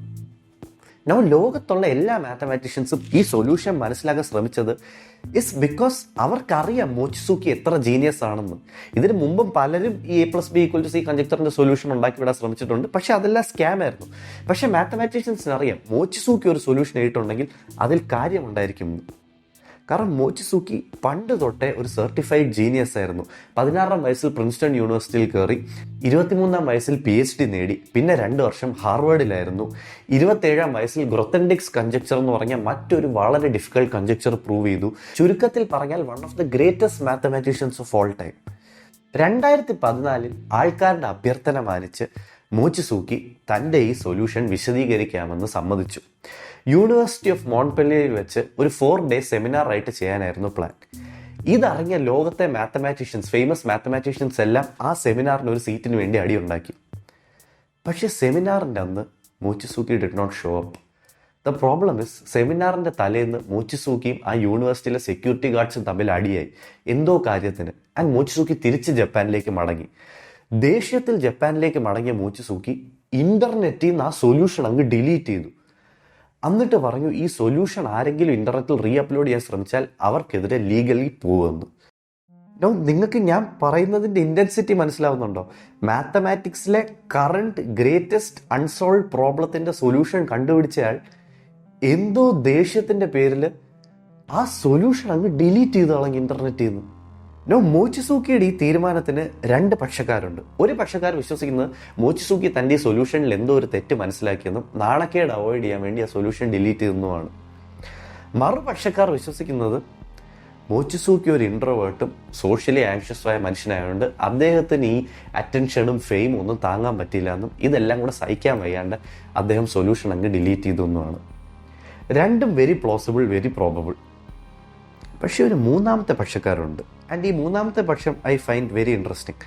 3ാമത്തെ ഗ്രൂപ്പ് ഓഫ് ആൾക്കാർ വിശ്വസിക്കുന്നത് മോച്ചിസൂക്കി തൻ്റെ ഈ സൊല്യൂഷൻ ഡിലീറ്റ് ചെയ്യുന്നതിന് മുമ്പ് ഒരു മെസ്സേജ് ഇട്ടായിരുന്നു ബ്ലോഗിൽ: certain things should remain hidden for the good of all of us. അതായത് ചില കാര്യങ്ങൾ മറഞ്ഞിരിക്കുന്നതാണ് നമുക്കെല്ലാം നല്ലത് എന്ന്. ഈ പക്ഷക്കാർ വിശ്വസിക്കുന്നത് മോച്ചിസൂക്കി A+B=C കൺജക്ചർ സോൾവ് ചെയ്തതിലൂടെ യൂണിവേഴ്സിനെ പറ്റിയും റിയാലിറ്റിയെ പറ്റിയും എന്തോ ഡിസ്റ്റർബ് ചെയ്യുന്ന സത്യങ്ങൾ മനസ്സിലാക്കിയെന്നും അത് പൊതുജനം അറിയാത്തതാണ് നല്ലതെന്നും വിശ്വസിക്കുന്നുവെന്നും അതുകൊണ്ടാണ് ഈ സൊല്യൂഷൻ ഡിലീറ്റ് ചെയ്തതും എന്നാണ്. എന്തു തന്നെയായാലും ഷിനിച്ചോ മോച്ചിസൂക്കി എന്ന ഈ 55 വയസ്സുകാരനായ Japanese mathematician വിചാരിക്കാതെ മാത്തമാറ്റിക്സിലെ greatest unsolved പ്രോബ്ലത്തിൻ്റെ solution നമുക്ക് ആർക്കും അറിയാൻ കഴിയില്ല. ഈ കഥ കുറച്ച് സാഡാണ്, കുറച്ച് ആൻറ്റി ക്ലൈമാറ്റിക് ആണ്. മാത്തമാറ്റിക്സിലെ കറണ്ട് ഗ്രേറ്റസ്റ്റ് അൺസോൾവ് പ്രോബ്ലത്തിൻ്റെ സൊല്യൂഷൻ കണ്ടുപിടിച്ച ആൾ അതങ്ങ് ഡിലീറ്റ് ചെയ്ത് കളയും. ഇനി മനുഷ്യരാശിക്ക് എൻ്റെ സൊല്യൂഷൻ അറിയാൻ കഴിയില്ല. പക്ഷേ മാത്തമാറ്റിക്സിലെ എല്ലാ കഥകളും ഇതുപോലെ ആൻറ്റി ക്ലൈമാറ്റിക് അല്ല. ചില കഥകൾ സക്സസിൻ്റേതാണ്. 20 വർഷം മുമ്പ് വരെ ഈ ABC കൺജക്ചർ ആയിരുന്നില്ല മാത്തമാറ്റിക്സിലെ greatest unsolved problem. It was something known as Fermat's last theorem. Fermat's last തിയറത്തിൻ്റെ കഥയാണ് മാത്തമാറ്റിക്സിലെ ഏറ്റവും ഇൻട്രസ്റ്റിംഗ് സ്റ്റോറീസിലൊന്ന്. പിയർ ഡി ഫെർമ എന്ന ആൾക്കാർ പറയാറില്ല, ജനറലി ഫെർമാറ്റ് എന്നാണ് പറയുന്നത്. സോ നമുക്ക് ഫെർമാറ്റ് എന്ന് തന്നെ പറയാം. പിയർ ഡി ഫെർമാറ്റ് ഒരു 17th സെഞ്ചുറി മാത്തമാറ്റീഷ്യൻ ആയിരുന്നു. അദ്ദേഹം ഒരു ഫുൾ ടൈം മാത്തമാറ്റീഷ്യൻ ആയിരുന്നില്ല, അദ്ദേഹം ഒരു വർക്കിംഗ് ജഡ്ജി ആയിരുന്നു. പക്ഷെ വൈകിട്ട് വീട്ടിൽ വന്നാൽ അദ്ദേഹം മാത്തമാറ്റിക്സ് സോൾവ് ചെയ്യുമായിരുന്നു. ഒരു ദിവസം അദ്ദേഹം ഇതുപോലെ വർക്ക് കഴിഞ്ഞ് വീട്ടിൽ വന്ന് പ്രോബ്ലംസ് സോൾവ് ചെയ്യാൻ അദ്ദേഹം പൈതഗോറസ് തിയറത്തിൽ ശ്രദ്ധിച്ചു. പൈതഗോറസ് തിയറം നമുക്ക് എല്ലാവർക്കും അറിയാം, നമ്മളെല്ലാ സ്കൂളിൽ പഠിച്ചിട്ടുണ്ട്. ഒരു റൈറ്റ് ആംഗിൾ ട്രയാംഗിൾ എടുക്കുകയാണെങ്കിൽ of sides A B C then a² + b² = c². അതായത് സൈഡ്സിന്റെ സ്ക്വയർസിന്റെ സം ഈക്വൽ ടു ഹൈപ്പോട്ടന്യൂസിന്റെ സ്ക്വയർ. ഈ പൈതഗോറസ് തിയറം ഫോളോ ചെയ്യുന്ന ഒരുപാട് പോസിറ്റീവ് ഇന്റീജേഴ്സ് ഉണ്ട്. For example 3² + 4² = 5², 6² + 8² = 10², 5² + 12² = 13². ഇതുപോലത്തെ കുറെ പോസിറ്റീവ് ഇന്റീജേഴ്സ് ഈ പൈതഗോറസ് തിയറം ഫോളോ ചെയ്യുന്നുണ്ട്. ഫെർമാറ്റ് ശ്രദ്ധിച്ചു, x² + y² = z², ഒരുപാട് നമ്പേഴ്സ് ഫോളോ ചെയ്യുന്നുണ്ടല്ലോ. അങ്ങനെയാണെങ്കിൽ x³ + y³ = z³, അല്ലെങ്കിൽ x⁴ + y⁴ = z⁴, അല്ലെങ്കിൽ x⁵ + y⁵ = z⁵. ഇതിനെല്ലാം ഒരു സൊല്യൂഷൻ എങ്കിലും ഉണ്ടോ? ഏതെങ്കിലും 3 നമ്പേഴ്സ് ഇതിൽ ഏതെങ്കിലും ഒന്ന് ഫോളോ ചെയ്യുന്നുണ്ടോ? Basically x⁻n + y⁻n = z⁻n where n > 2 എന്തെങ്കിലും പോസിറ്റീവ് ഇന്റർ സൊല്യൂഷൻസ് ഉണ്ടോ? അറ്റ്ലീസ്റ്റ് ഒരു പോസിറ്റീവ് ഇന്റർ സൊല്യൂഷൻ എങ്കിലും ഉണ്ടോ? ഫെർമാറ്റ് കുറെ നമ്പർ ഇട്ട് ഇതിൽ ബ്രൂട്ട് ഫോഴ്സ് ഇട്ട് അപ്ലൈ ചെയ്യാൻ തുടങ്ങി. 3ഉം 5ഉം 7ഉം അല്ലെങ്കിൽ 12ഉം 13ഉം 15ഉം കുറെ നമ്പേഴ്സ് ഇട്ട് ഈ ഹയർ പവേഴ്സ് ഇട്ട് ട്രൈ ചെയ്തിട്ട് ഫെർമാറ്റിന് ഒരു സൊല്യൂഷൻ പോലും കിട്ടിയില്ല. അപ്പോൾ ഫെർമാറ്റ് ഒരു പരമസത്യം എന്ന പോലെ തൻ്റെ നോട്ട്ബുക്കിൽ എഴുതി വെച്ചു, x⁻n + y⁻n = z⁻n where n > 2 has no positive integer solutions. നിങ്ങൾ മനസ്സിലാക്കണം, ഫെർമാറ്റ് ഏതാനും കുറെ നമ്പേഴ്സ് ഇട്ട് ചെക്ക് ചെയ്തുള്ളൂ, അല്ലാതെ ഫെർമാറ്റ് ഇൻഫിനിറ്റി വരെയുള്ള എല്ലാ നമ്പറും ഇട്ട് ചെക്ക് ചെയ്തിട്ടൊന്നുമില്ല. അതുകൊണ്ട് ഫെർമാറ്റ് ചുമ്മാ ഇങ്ങനെ എഴുതി വെക്കാനൊന്നും പറ്റില്ല, കുറച്ച് നമ്പർ ഇട്ട് ചെക്ക് ചെയ്തുകൊണ്ട്. പക്ഷെ എന്നാലും ഫെർമാറ്റ് ഒരു പരമസത്യം പോലെ തന്നെ നോട്ട്ബുക്കിൽ എഴുതി വെച്ചു, x⁻n + y⁻n = z⁻n where n > 2 has no positive integer solutions. Fermat താൻ അന്ന് വായിച്ചുകൊണ്ടിരുന്ന ഒരു ബുക്കിന്റെ മാർജിനിലാണ് ഇത് എഴുതി വെച്ചത്. ആൻഡ് മാർജിനിൽ അദ്ദേഹം എഴുതി വെച്ചു, I have a marvelous proof for this, but the margin is too short for me to write the answer. അതായത് ലാറ്റിനിൽ അദ്ദേഹം എഴുതി, ഹാങ്ക് മാർജിനിസ് എക്സിക്യൂറ്റാസ് നോൺ ക്യാപ്പററ്റ്. ബേസിക്കലി എനിക്ക് ഇതിന്റെ സൊല്യൂഷൻ അറിയാം, എൻ്റെ കയ്യിൽ ഇതിനൊരു പ്രൂഫ് ഉണ്ട്, പക്ഷെ എനിക്ക് പറയാൻ മനസ്സില്ല. എനിക്ക് ചില കാര്യങ്ങൾ പറയാനുണ്ട് നിന്നോട്. എന്താ? അതിപ്പോ പറയാൻ കഴിയില്ല. വരട്ടെ. ഈ പ്രൂഫ് എഴുതി വെച്ചിട്ട് കുറച്ച് നാളിന് ശേഷം ഫെർമാറ്റ് മരിച്ചുപോയി. ഫെർമാറ്റ് മരിച്ചതിന് ശേഷം ഈ ബുക്ക് ആൾക്കാരെടുത്ത് വായിച്ചപ്പം ഇതുപോലെ പല സാധനങ്ങൾ ഫെർമാറ്റ് ഇങ്ങനെ മാർജിനിൽ എഴുതി വെച്ചിട്ടുണ്ട്. ആൾക്കാർ ഓരോന്നായിട്ടിരുന്ന് പ്രൂഫ് തപ്പാൻ തുടങ്ങിയപ്പം ഫെർമാറ്റ് എഴുതി വെച്ചിട്ടുള്ള ഒട്ടുമിക്ക എല്ലാ കാര്യത്തിനും പ്രൂഫുണ്ട്. ഓൾമോസ്റ്റ് എല്ലാ കാര്യങ്ങളും 19th 20th സെഞ്ചുറിക്ക് ആയപ്പോഴത്തേക്ക് മാത്തമാറ്റീഷ്യൻസ് പ്രൂവ് ചെയ്തു, എക്സെപ്റ്റ് ഈ ഒരു ഒറ്റ കാര്യം, x⁻n + y⁻n = z⁻n where n > 2 has no positive integer solutions. ഇത് എഴുതി വെച്ചിട്ട് ഫെർമാറ്റ് മരിച്ചുപോയി. ഇത് മാത്രം മാത്തമാറ്റീഷ്യൻസ് പ്രൂവ് ചെയ്യാനും പറ്റുന്നില്ല. അങ്ങനെ ഇത് ഫെർമാറ്റ്സ് ലാസ്റ്റ് തിയറം എന്നറിയപ്പെടാൻ തുടങ്ങി. ഇത് മാത്തമാറ്റീഷ്യൻസിനെ കുഴപ്പത്തിലാക്കി. കാരണം അവർക്കറിയാം ഫെർമാറ്റ് ഒരു സാധനം ചുമ്മാ എഴുതി വെക്കൂല, ഫെർമാറ്റ് എഴുതി വെച്ച ബാക്കി എല്ലാ കാര്യങ്ങളും സത്യമാണെന്ന് പ്രൂവ് ചെയ്യപ്പെട്ടു. ഈ ഒരു ഒറ്റ കാര്യം മാത്രമാണ് പ്രൂവ് ചെയ്യാൻ പറ്റാത്തത്. ഫെർമാറ്റിനോട് ചോദിക്കാൻ പറ്റില്ല, കാരണം ആള് മരിച്ചുപോയി. ആൻഡ് തനിക്ക് മാർജിനിൽ എഴുതാൻ സ്ഥലം ഇല്ലാത്തതുകൊണ്ട് ആൾ പ്രൂഫ് എഴുതി വെച്ചില്ല, ഇങ്ങനൊരു സ്റ്റേറ്റ്മെന്റ് മാത്രമേ എഴുതി വെച്ചിട്ടുള്ളൂ. ബേസിക്കലി ഫെർമാറ്റിന്റെ ഈ മടി കാരണം അടുത്ത 300 വർഷത്തേക്ക് മനുഷ്യരാശിയുടെ പ്രോഗ്രസ് തന്നെ കുറച്ച് സ്ലോ ഡൗൺ ആയി. കാരണം മാത്തമാറ്റിക്സിന് അത്ര അഡ്വാൻസ് ചെയ്യാൻ സാധിക്കുന്നില്ല ഫെർമാറ്റിന്റെ ഈ പ്രൂഫ് ഇല്ലാത്തതുകൊണ്ട്. 21ാം സെഞ്ചുറി എത്തിയപ്പോഴത്തേക്കും മാത്തമാറ്റീഷ്യൻസ് മനസ്സിലായി ഫെർമാറ്റ്സ് ലാസ്റ്റ് തിയറത്തിന്റെ പ്രൂഫ് അത്രയ്ക്ക് ഈസി ആയിട്ടൊന്നും കണ്ടുപിടിക്കാൻ പറ്റൂല. ആൻഡ് ക്വൈറ്റ് ഫ്രാങ്ക്ലി ഫെർമാറ്റിന്റെ കയ്യിൽ പോലും അത് ഉണ്ടായിരുന്നിരിക്കില്ല. ഫെർമാറ്റ് ചുമ്മാ തള്ളിയതായിരിക്കും, അല്ലെങ്കിൽ ഫെർമാറ്റിന്റെ മനസ്സിലൊരു പ്രൂഫ് ഉണ്ടായിരുന്നിരിക്കും. ആൻഡ് അത് പ്രോബബ്ലി തെറ്റായിരിക്കും. കാരണം മാത്തമാറ്റീഷ്യൻസ് തല കുത്തി മറിഞ്ഞിരുന്നിട്ടും ഇതിനൊരു സൊല്യൂഷൻ കണ്ടുപിടിക്കാൻ സാധിക്കുന്നില്ല. അത്രയ്ക്ക് കോംപ്ലക്സ് ആണ് ഫെർമാറ്റ്സ് ലാസ്റ്റ് തിയറത്തിന്റെ പ്രൂഫ് കണ്ടുപിടിക്കുക എന്നുള്ളത്. ഓവർ ടൈം ലോകത്തുള്ള പല മാത്തമാറ്റീഷ്യൻസും ഇതിന്റെ പ്രൂഫ്സ് കൊണ്ടുവരാൻ തുടങ്ങി. മിക്ക പ്രൂഫ്സും തെറ്റായിരുന്നു, ചില പ്രൂഫ്സ് സ്കാമും ആയിരുന്നു. Eventually mathematicians gave up on this. Fermat's last തിയറത്തിന് ഒരു പ്രൂഫ് കണ്ടുപിടിക്കാൻ സാധിക്കില്ല, അത് സോൾവ് ചെയ്യാൻ സാധിക്കില്ല എന്ന് മാത്തമാറ്റീഷ്യൻസ് തീരുമാനിച്ചു. പക്ഷെ ഒരാൾക്ക് അതിന് കഴിഞ്ഞില്ല. 1963 അന്ന് വെറും 10 വയസ്സ് മാത്രം പ്രായം ഉണ്ടായിരുന്ന ആൻഡ്രൂ വൈൽസ് എന്ന പയ്യൻ ലൈബ്രറിയിൽ പോയി ഒരു ബുക്ക് എടുത്തു. ആ ബുക്കിന്റെ പേര് the last problem by E.T. Wells എന്നായിരുന്നു. The book was entirely about Fermat's last theorem. Fermat's last theorem Andrew വൈൽസിനെ ഭയങ്കരമായിട്ട് ഇൻട്രസ്റ്റ് ചെയ്യിച്ചു. ആൻഡ് വലുതായിട്ട് അത് സോൾവ് ചെയ്യണമെന്ന് അദ്ദേഹത്തിനൊരു വലിയ ആഗ്രഹം വന്നു. ആൻഡ്രൂ വൈൽസ് സ്കൂളിലുള്ള ടീച്ചേഴ്സിൻ്റെ അടുത്തുള്ള ഹെൽപ്പ് ചോദിച്ചു. പക്ഷേ ടീച്ചേഴ്സ് ഒന്നും ഈ പ്രോബ്ലത്തിനെ പറ്റി കേട്ടിട്ട് കൂടിയില്ല. വലുതായി അണ്ടർ ഗ്രാജുവേറ്റിൽ മാത്തമാറ്റിക്സ് എടുത്ത് അദ്ദേഹം മാത്ത് പ്രൊഫസേഴ്സിൻ്റെ അടുത്ത് ചോദിക്കാൻ തുടങ്ങി. പക്ഷേ അവർ പറഞ്ഞു, ഈ പ്രോബ്ലം ടു കോംപ്ലക്സ് ആണ്, നമ്മുടെ സഹായം നീ എക്സ്പെക്ട് ചെയ്യേണ്ടതെന്ന്. ദേഷ്യം വന്ന ആൻഡ്രൂ വൈൽസ് ഇതിൻ്റെ സൊല്യൂഷൻ ഒറ്റയ്ക്ക് കണ്ടുപിടിക്കാൻ തീരുമാനിച്ചു. അടുത്ത 10 വർഷം Andrew Wiles Fermat's last theorem study ചെയ്തു. അങ്ങനെ സ്റ്റഡി ചെയ്തപ്പം ആൻഡ്രൂ വൈൽസ് ഒരു സത്യം മനസ്സിലാക്കി, ഇത്തിരി വൈകിയാണെങ്കിലും. ആ സത്യം എന്തെന്ന് വെച്ചാൽ, മാത്തമാറ്റിക്സിൽ പലപ്പോഴും ഒരു പ്രോബ്ലം സോൾവ് ചെയ്യാൻ അല്ലെങ്കിൽ ഒരു കൺജക്ചർ പ്രൂവ് ചെയ്യാൻ നമ്മൾ അത് തന്നെ പ്രൂവ് ചെയ്യണമെന്നില്ല. മറ്റൊരു കാര്യത്തിൻ്റെ സൊല്യൂഷൻ കണ്ടുപിടിച്ചാൽ മതി, അല്ലെങ്കിൽ മറ്റൊരു കൺജക്ചർ പ്രൂവ് ചെയ്താൽ മതി, ഇത് ഓട്ടോമാറ്റിക്കലി സോൾവ് ആവും അല്ലെങ്കിൽ ഓട്ടോമാറ്റിക്കലി പ്രൂവ് ഉണ്ടാവും. ഫെർമാറ്റ്സ് ലാസ്റ്റ് തിയറം പോലെ തന്നെ ഒരു അൺസോൾവ് കൺജക്ചർ ആയിരുന്നു ദ ടാനിയാമ ഷിമുറ കൺജക്ചർ. ടാനിയാമ ഷിമുറ കൺജക്ചർ പക്ഷേ ഫെർമാറ്റ്സ് ലാസ്റ്റ് തിയറത്തിനേക്കാളും കുറച്ചുകൂടി ഈസി ആയിരുന്നു സോൾവ് ചെയ്യാൻ. ടാനിയാമ ഷിമുറ സോൾവ് ചെയ്താൽ Fermat's last theorem automatically solve ആവുമെന്ന് ആൻഡ്രൂ വൈൽസ് മനസ്സിലാക്കി. അതുകൊണ്ട് തന്നെ അടുത്ത കുറേ വർഷം ആൻഡ്രൂ വൈൽസ് ടാനിയാമ ഷിമുറ സോൾവ് ചെയ്യാൻ ശ്രമിച്ചു. കാരണം ടാനിയാമ ഷിമുറ സോൾവ് ചെയ്യാൻ ഇത്രയും കൂടെ എളുപ്പമാണ്. 1995 ആൻഡ്രൂ വൈൽസ് ടാനിയാമ ഷിമുറ സോൾവ് ചെയ്യുന്നു. ആൻഡ് അതിലൂടെ ഫെർമാറ്റ്സ് ലാസ്റ്റ് തിയറം സോൾവ് ആവുന്നു. ദിവസങ്ങൾക്കുള്ളിൽ ആൻഡ്രൂ വൈൽസ് വേൾഡ് ഫേമസ് ആവുന്നു. എല്ലാ പത്രങ്ങളിലും മാഗസിൻ കവറുകളിലും TV ഷോസിലും എല്ലാം ആൻഡ്രൂ വൈൽസ് ആയിരുന്നു.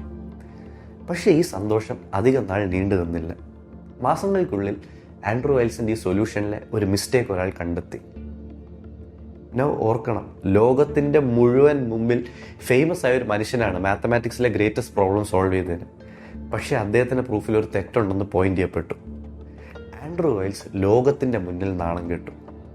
അദ്ദേഹത്തിൻ്റെ ഫാമിലി ഫ്രണ്ട്സും പറഞ്ഞു, ഫെർമാറ്റ്സ് ലാസ്റ്റ് തിയറത്തിൽ വർക്ക് ചെയ്യുന്ന ഇനിയെങ്കിലും ഗിവ് അപ്പ് ചെയ്യാൻ കാര്യമില്ല എന്ന്. ആൻഡ്രൂ വൈൽസിൻ്റെ ജീവിതത്തിലെ 30 വർഷമാണ് ഇതിനുവേണ്ടി ചിലവാക്കിയത്. ആൻഡ് ആ പ്രൂഫിൽ ഒരു തെറ്റുണ്ടായിരുന്നു. ആ തെറ്റ് സോൾവ് ചെയ്യാൻ ശ്രമിച്ച ആൻഡ്രൂ വൈൽസ് മനസ്സിലാക്കി, സോൾവ് ചെയ്യാൻ തോറും ഇത് കൂടുതൽ കൂടുതൽ കോംപ്ലക്സ് ആവുകയാണെന്ന്. ഇപ്പം നമ്മൾ വിചാരിക്കും ആൻഡ്രൂ വൈൽസ് ഗിവ് അപ്പ് ചെയ്തു. പക്ഷേ ഇല്ല, ആൻഡ്രൂ വൈൽസ് ഒരു വർഷം വീണ്ടും ഇതിൻ്റെ പുറകെ നടന്നു. ആൻഡ് പുതിയൊരു അപ്ഡേറ്റഡ് പ്രൂഫ് കൊണ്ടുവന്നു. പക്ഷേ ഈ പ്രൂഫ് കാണിച്ചപ്പോൾ മാത്തമാറ്റിക്സ് അതിനെ പുച്ഛിച്ചു. ഈ പ്രൂഫിലും എന്തെങ്കിലും തെറ്റുണ്ടായിരിക്കും എന്ന് പറഞ്ഞു. പക്ഷേ അവർ ഷോക്ക്ഡായി. ഇത്തവണ പ്രൂഫിൽ ഒരു തെറ്റ് പോലും ഇല്ലായിരുന്നു. Andrew Wiles had indeed solved Fermat's last theorem. The greatest math problem ever had been solved. Andrew Wiles had done it. Andrew Wiles is now hailed as one of the greatest mathematicians of the 20th century. He has won the Abel Prize and the Copley Medal and is now officially known as Sir Andrew Wiles. Okay, so ഇതായിരുന്നു മാത്തമാറ്റിക്സിൻ്റെ കഥ. അടുത്തത് നമുക്ക് സൈക്കോളജിയിലേക്ക് പോകാം. Chapter 3 psychology. പക്ഷേ അടുത്ത ചാപ്റ്ററിലേക്ക് പോകുന്നതിന് മുമ്പ് നിങ്ങളുടെ 1 മിനിറ്റ് സ്പെയർ ചെയ്യണം എനിക്ക് വേണ്ടി. നിങ്ങൾ ഇതുവരെ നിസ്സാരം അക്കാഡമി ചെക്കൗട്ട് ചെയ്തിട്ടില്ലെങ്കിൽ ചെക്കൗട്ട് ചെയ്യുക. ലിങ്ക് ഡിസ്ക്രിപ്ഷനിലുണ്ട്. നിങ്ങൾ ഇന്നേ വരെ കണ്ടിട്ടില്ലാത്ത 5 നിസ്സാരം വീഡിയോസ് ഉണ്ട്. 5 മെൻ്റൽ ഹെൽത്തിനെ പറ്റിയാണ്. ഞാൻ പുതിയതായിട്ട് 5 വീഡിയോസും കൂടി ഇടുന്നുണ്ട്. ഫൈനാൻസ് ടോപ്പിക്കിനെ പറ്റിയായിരിക്കും, പേഴ്സണൽ ഫൈനാൻസിനെ പറ്റിയായിരിക്കും. അത് ഞാൻ കുറച്ച് ബിസി ആയിട്ട് എനിക്ക് ഏർലിയർ അപ്ലോഡ് ചെയ്യാൻ പറ്റില്ല. പക്ഷേ അടുത്തൊരു കമ്മിങ് 20 ഡേയ്സ് അപ്ലോഡ് ചെയ്യുന്നതായിരിക്കും. സോ നിങ്ങൾ ചെക്കൗട്ട് ചെയ്യാം. സെക്കൻഡ് ഓഫ് ഓൾ, നിങ്ങൾക്ക് നിസ്സാരത്തിൻ്റെ ഓരോ നിസ്സാരം വീഡിയോസിൻ്റെയും സോഴ്സസ് അറിയണമെങ്കിൽ നമ്മൾ വളരെ ട്രാൻസ്പെറൻ്റ് ആണ്. അത് നിങ്ങൾക്ക് ഡിസ്ക്രിപ്ഷൻ ബോക്സിൽ കണ്ടുപിടിക്കാൻ പറ്റും. ആൻഡ് ആസ് യൂഷ്വൽ ഈ എപ്പിസോഡിൻ്റെ റിസർച്ചിന് വേണ്ടി ഉപയോഗിച്ചേക്കുന്ന ബുക്സും ആർട്ടിക്കിൾസും വീഡിയോസും എല്ലാം ഞാൻ റെഫറൻസ് ആയിട്ട് കൊടുത്തിട്ടുണ്ട് ഡിസ്ക്രിപ്ഷൻ ബോക്സിൽ. നിങ്ങൾക്ക് താല്പര്യമുണ്ടെങ്കിൽ ചെക്കൗട്ട് ചെയ്യാം. നമ്മൾ മാത്തമാറ്റിക്സിൽ ഡിസ്കസ് ചെയ്തത് ആൻഡ്രൂ വൈൽസിൻ്റെ സ്റ്റോറിയാണ്. ആൻഡ്രൂ വൈൽസിൻ്റെ സ്റ്റോറി ക്ലിയർലി ഒരു സക്സസ് സ്റ്റോറിയാണ്. പക്ഷേ പല സക്സസ് സ്റ്റോറീസും നമ്മുടെ നാട്ടിൽ നിന്ന് തന്നെ പലപ്പോഴും നമ്മൾ അറിയാതെ പോകുന്നു. ഞാൻ ഇപ്പോൾ സ്ക്രീനിൽ കാണിക്കുന്ന ഈ 7 പേരും അവരുടെ ഫസ്റ്റ് അറ്റംപ്റ്റിൽ സിവിൽ സർവീസ് ക്ലിയർ ചെയ്ത ആൾക്കാരാണ്. നമുക്കറിയാം സിവിൽ സർവീസ് ക്ലിയർ ചെയ്യുക എന്ന് തന്നെ എത്ര ഡിഫിക്കൽട്ടാണ്, let alone first time clear ചെയ്യുക. ഈ 7 പേരും സിവിൽ സർവീസിന് വേണ്ടി ട്രെയിൻ ചെയ്തത് ഫോർച്യൂൺ IAS അക്കാഡമിയിലാണ്. ഒരേ സ്ഥലത്ത് പഠിക്കുന്ന 7 പേര് ഫസ്റ്റ് അറ്റംപ്റ്റിൽ ക്ലിയർ ചെയ്യുക എന്നൊക്കെ ഉള്ളത് ഹിസ്റ്റോറിക്കലി തന്നെ വളരെ അപൂർവം സംഭവിക്കുന്ന ഒരു കാര്യമാണ്. സോ നിങ്ങൾ ഫോർച്യൂൺ IAS അക്കാഡമി ചെക്കൗട്ട് ചെയ്യുക. ഫോർച്യൂൺ IAS അക്കാഡമി കേരളത്തിലെ തന്നെ നമ്പർ 1 IAS അക്കാഡമിയാണ്. ആൻഡ് കഴിഞ്ഞ 10 ഇയേഴ്സിൽ അവർക്ക് 370+ റിസൾട്ട്സ് ഉണ്ട്. ലിങ്ക് ഞാൻ ഡിസ്ക്രിപ്ഷനിൽ കൊടുത്തിട്ടുണ്ട്. നിങ്ങൾക്ക് സിവിൽ സർവീസ് എക്സാംസിന് വേണ്ടി ട്രെയിൻ ചെയ്യാൻ താല്പര്യമുണ്ടെങ്കിൽ ഡെഫിനറ്റ്ലി ചെക്കൗട്ട് ചെയ്യുക. ഓക്കെ, ഇനി നമുക്ക് നമ്മുടെ വീഡിയോ കണ്ടിന്യൂ ചെയ്യാം. നമുക്ക് അടുത്ത ചാപ്റ്ററിലേക്ക് പോകാം, സൈക്കോളജി. ഓക്കെ, സോ ഇപ്പം കഴിഞ്ഞ മാത്തമാറ്റിക്സ് എന്ന ചാപ്റ്ററിൽ മാത്തമാറ്റിക്സിനെ ഭ്രാന്തമായി സ്നേഹിച്ചവരുടെ കഥകളാണ് നമ്മൾ ഡിസ്കസ് ചെയ്തത്. പക്ഷേ മാത്തമാറ്റിക്സിനെ ഭ്രാന്തമായി സ്നേഹിച്ചവർ മാത്രമല്ല, മാത്സ് കാരണം ഭ്രാന്തായവരുടെ കഥകളുമുണ്ട്. അങ്ങനത്തെ കഥകളും വളരെ ഇൻട്രസ്റ്റിംഗ് ആണ്. മാത്തമാറ്റിക്സ്, പർട്ടിക്കുലർലി നമ്പേഴ്സ് കാരണം പാരനോയിഡായി ജീവിച്ച ഒരു മനുഷ്യനാണ് Sigmund Freud, the father of psychoanalysis. ഫ്രോയിഡിൻ്റെ പേര് നിങ്ങൾ ഓൾമോസ്റ്റ് എല്ലാവരും കേട്ടിട്ടുണ്ടാവും. നിങ്ങൾക്ക് ബേസിക് സൈക്കോളജി അറിയാമെങ്കിൽ ഫ്രോയിഡിൻ്റെ പേര് അതിൽ പോപ്പപ്പ് ചെയ്യും. എല്ലാ സ്റ്റാൻഡേർഡ് സൈക്കോളജി ടെക്സ്റ്റ് ബുക്കിലും ഫ്രോയിഡിൻ്റെ പേരുണ്ട്, because he was the father of psychoanalysis. Sigmund ഫ്രോയിഡിൻ്റെ വിചാരം 61 62 ഉള്ള നമ്പേഴ്സ് ഫ്രോയിഡിനെ കൊല്ലാൻ ശ്രമിക്കുകയാണെന്നായിരുന്നു. നിങ്ങൾ ഏതൊരു സ്റ്റാൻഡേർഡ് സൈക്കോളജി ടെക്സ്റ്റ് ബുക്ക് എടുത്തു നോക്കിയാലും അത് സിഗ്മണ്ട് ഫ്രോയിഡിൻ്റെ പേര് കാണാൻ സാധിക്കും. The problem is Sigmund Freud പറഞ്ഞിട്ടുള്ള പല കാര്യങ്ങളും പൊട്ടത്തെറ്റാണ്. ഫ്രോയിഡ് ഒരു മോശം വ്യക്തിയാണെന്നൊന്നല്ല ഞാൻ പറഞ്ഞത്. ഫ്രോയിഡ് കുറച്ച് നല്ല കാര്യങ്ങൾ ചെയ്തിട്ടുണ്ട്. The primary of them being ഫ്രോയിഡാണ് ടോക്ക് തെറപ്പി പോപ്പുലറൈസ് ചെയ്തത്. ഇപ്പം നിങ്ങൾ നിങ്ങളുടെ തെറപ്പിസ്റ്റിൻ്റെ അടുത്ത് പോകുമ്പോൾ അവർ നിങ്ങളുടെ അടുത്ത് നിങ്ങളുടെ പ്രശ്നങ്ങളെ പറ്റി സംസാരിക്കാൻ എൻകറേജ് ചെയ്യുകയാണെങ്കിൽ, അതിനെപ്പറ്റി ഡിസ്കസ് ചെയ്യുകയാണെങ്കിലും അതിനൊരു ക്രെഡിറ്റ് ഫ്രോയിഡിന് പോകുന്നുണ്ട്. ഫ്രോയിഡ് അല്ല ടോക്ക് തെറപ്പി കണ്ടുപിടിച്ചത്, പക്ഷേ ഫ്രോയിഡാണത് പോപ്പുലറൈസ് ചെയ്തത്, അത് സ്പ്രെഡ് ചെയ്തത്. പണ്ട് കാലത്ത് ടോക്ക് തെറപ്പി അത്ര പോപ്പുലർ അല്ലായിരുന്നു. സൈക്കോളജിസ്റ്റ് പല എക്സെൻട്രിക് മെത്തേഡ്സ് ഉപയോഗിച്ചാണ് പേഷ്യൻസിനെ ട്രീറ്റ് ചെയ്യാൻ ശ്രമിച്ചത്. ആ സമയത്ത് ഫ്രോയിഡ് ടോക്ക് തെറപ്പി പോപ്പുലറൈസ് ചെയ്തു. ഫ്രോയിഡ് അല്ല ടോക്ക് തെറപ്പി കണ്ടുപിടിച്ചത്, പക്ഷേ ഫ്രോയിഡ് കാരണം അത് സ്പ്രെഡായി. ഈ ഒരു നല്ല കാര്യം ചെയ്തതിന് ഫ്രോയിഡിന് ക്രെഡിറ്റ് പോകുന്നുണ്ട്. പക്ഷേ ഇതെടുത്ത് മാറ്റുകയാണെങ്കിൽ, ടോക്ക് തെറപ്പി പോപ്പുലറൈസ് ചെയ്തു എന്ന കാര്യം എടുത്ത് മാറ്റുകയാണെങ്കിൽ, ഫ്രോയിഡ് സൈക്കോളജിക്ക് കോൺട്രിബ്യൂട്ട് ചെയ്തിട്ടുള്ള മിക്ക കാര്യങ്ങളും പൊട്ടത്തെറ്റാണ്. ചില എക്സാമ്പിൾസ് ഞാൻ തരാം. Oedipus complex. കൊച്ചു കുട്ടികൾക്ക് അവരുടെ ഓപ്പോസിറ്റ് സെക്സിലുള്ള പാരന്റിനോട് ഒരു അട്രാക്ഷൻ തോന്നുന്നതും അതുകൊണ്ട് തന്നെ അവരുടെ സെയിം സെക്സിലുള്ള പാരന്റിനോട് ദേഷ്യം തോന്നുന്നു എന്നുള്ള തിയറി. Dream analysis. ഒരാളുടെ സ്വപ്നങ്ങൾ അനലൈസ് ചെയ്ത് അയാളുടെ സബ് കോൺഷ്യസ് മൈൻഡിനെ പറ്റിയുള്ള ഒരുപാട് കാര്യങ്ങൾ മനസ്സിലാക്കാമെന്നുള്ള തിയറി. പീനിസ് എൻവി. സ്ത്രീകൾക്ക് പുരുഷന്മാരോട് അവർക്ക് പീനിസ് ഇല്ലാത്തതിൻ്റെ അസൂയ ഉണ്ടെന്നുള്ള തിയറി. ഹോമോസെക്ഷുവാലിറ്റി ഒരു സൈക്കോളജിക്കൽ ഡിസോർഡർ ആണെന്നുള്ള ഐഡിയ.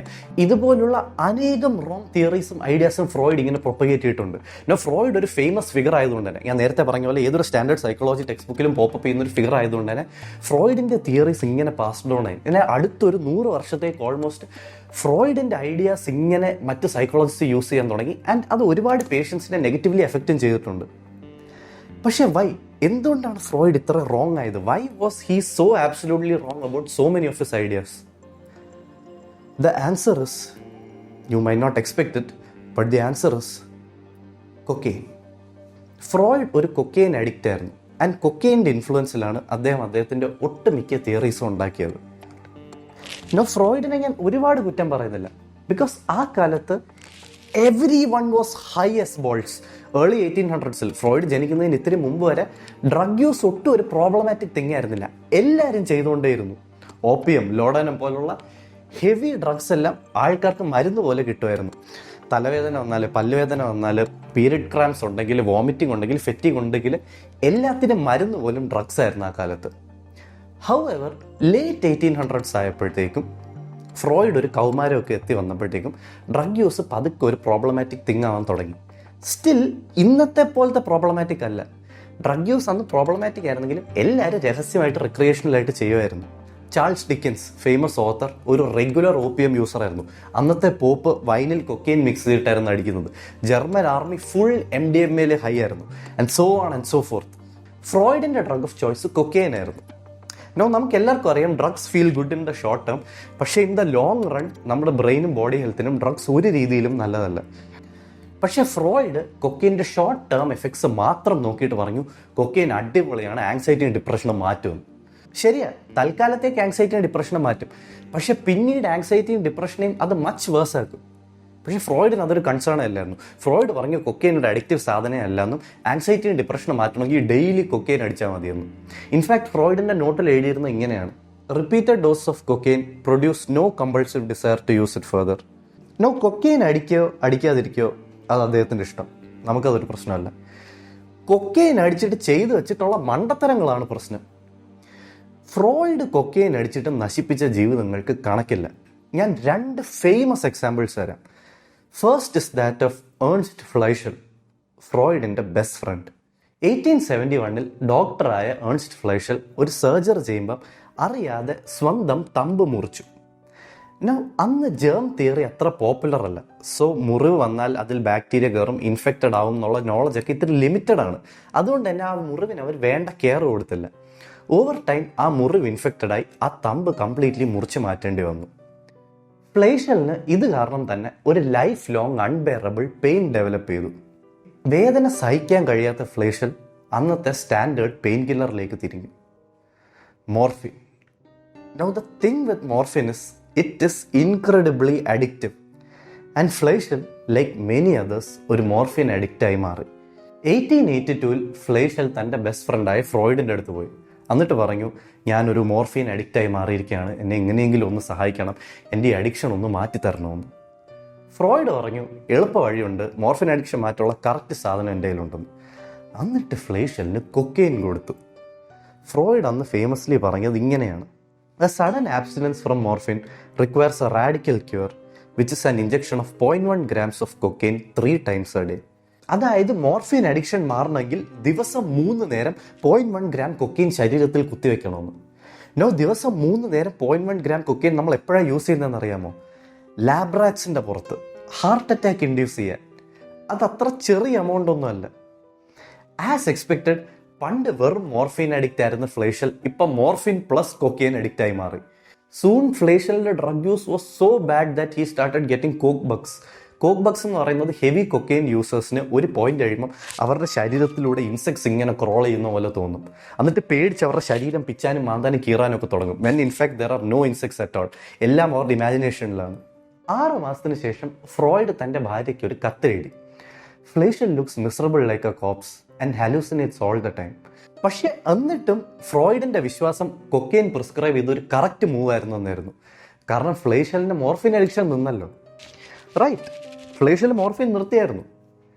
പകരം പുതിയൊരു ഡ്രഗ് ആയിരുന്നു എടുക്കുന്നത്, speed balls. Morphine plus cocaine. Speed balls are one of the most euphoric, intoxicating and addictive drugs in the world. ഒരുപാട് ഹോളിവുഡ് സ്റ്റാർസ് മരിച്ചു പോയിട്ടുള്ള സ്പീഡ് ബോൾസ് എടുത്തിട്ടാണ്. Now the problem with speed balls are a combination of a strong upper and a powerful downer. Cocaine എന്ന് പറയുന്ന ഒരു അപ്പറാണ്, നമ്മൾ high ആക്കും, എനർജറ്റിക് ആക്കും. On the other hand morphine ഒരു ഡൗണറാണ്, നമ്മളെ ഡൾ ആക്കും. Every time you have a combination of an upper and a downer, you are at a huge risk of having a heart attack. 1891 45 വയസ്സുകാരനായിരുന്ന Fleischl speed balls കാരണം മരിച്ചു. Best ഫ്രണ്ടിന്റെ താൻ മൂലമുള്ള മരണവും ഡെയിലി കൊക്കെയിൻ യൂസും കാരണം ഫ്രോയിഡ് ഡിപ്രസ്ഡും പാരനോയിഡും ആവാൻ തുടങ്ങി.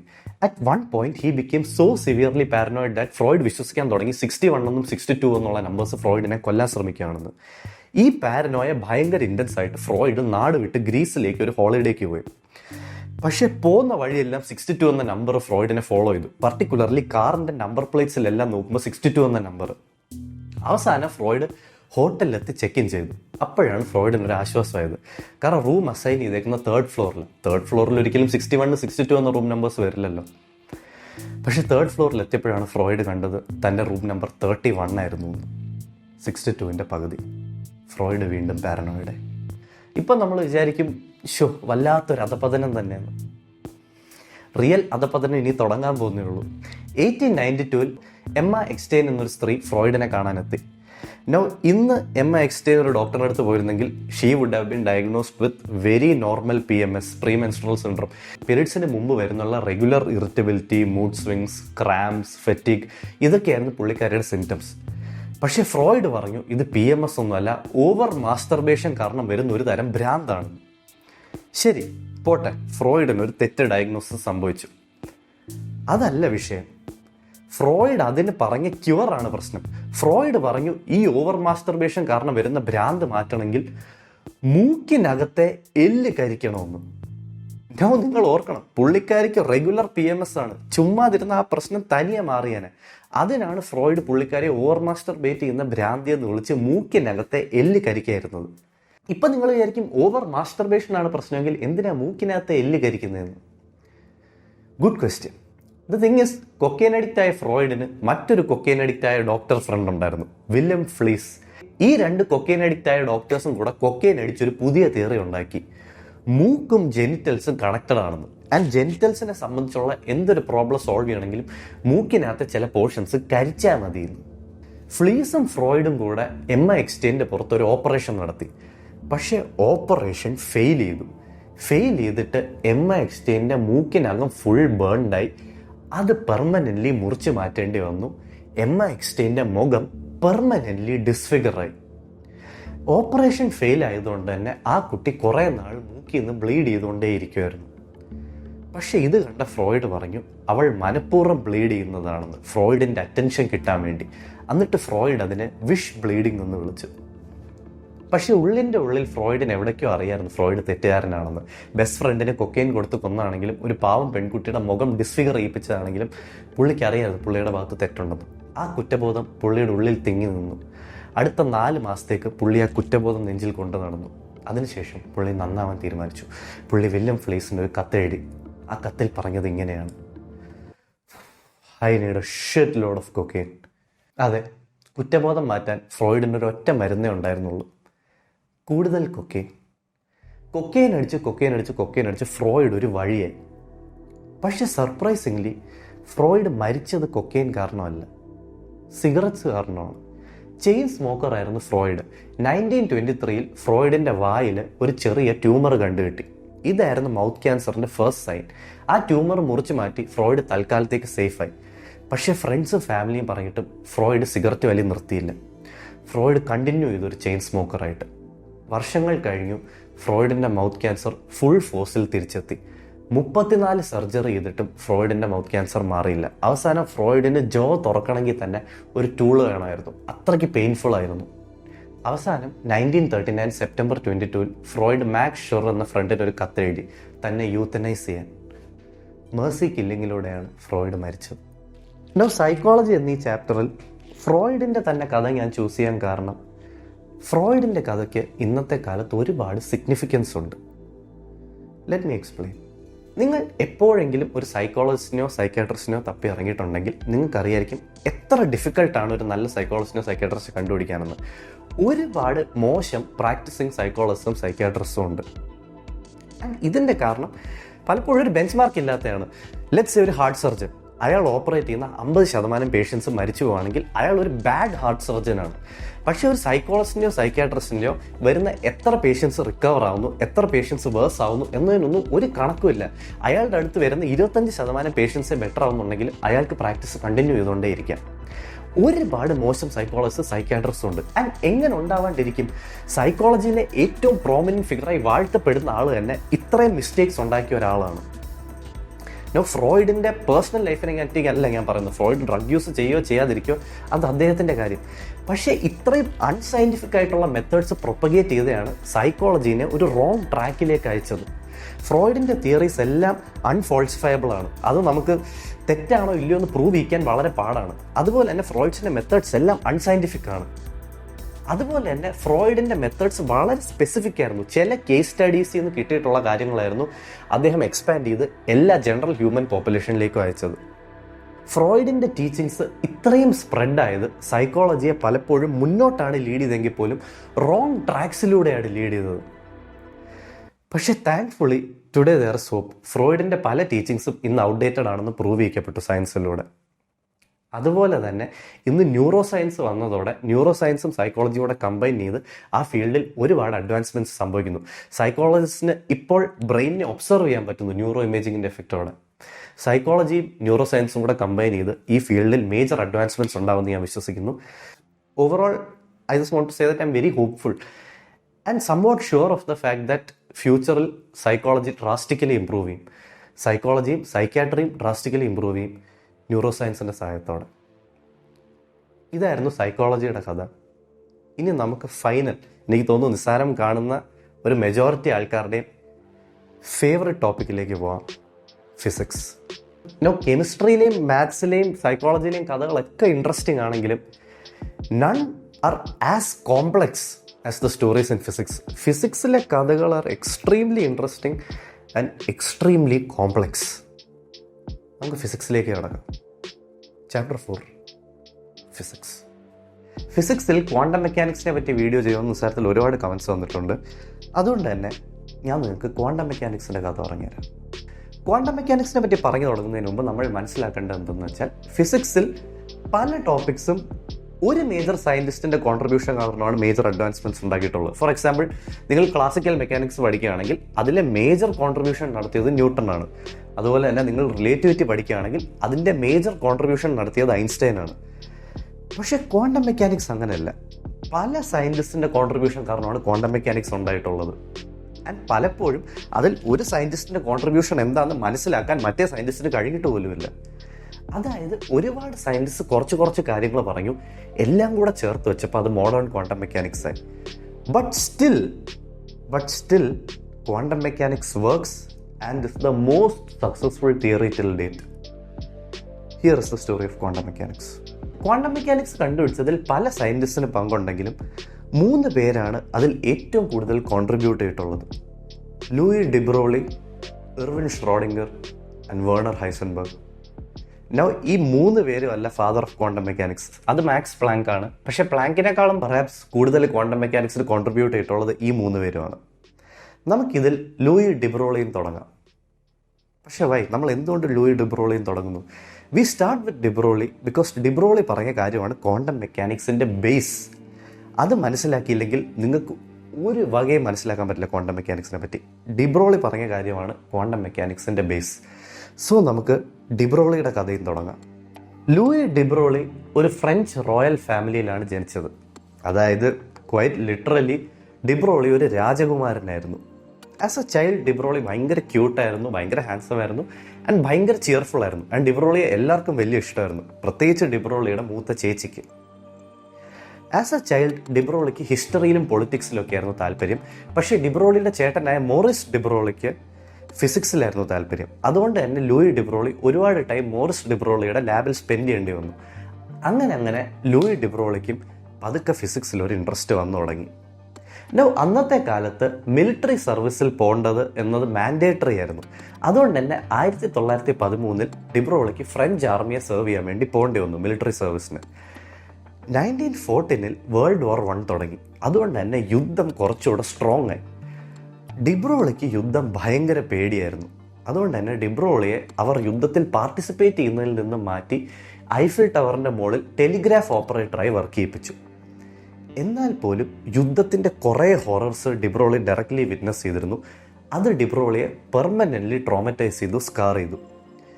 യുദ്ധം കഴിഞ്ഞ് തിരിച്ച് വീട്ടിലെത്തിയ ഡിബ്രോളി പഴയ മനുഷ്യനായിരുന്നില്ല.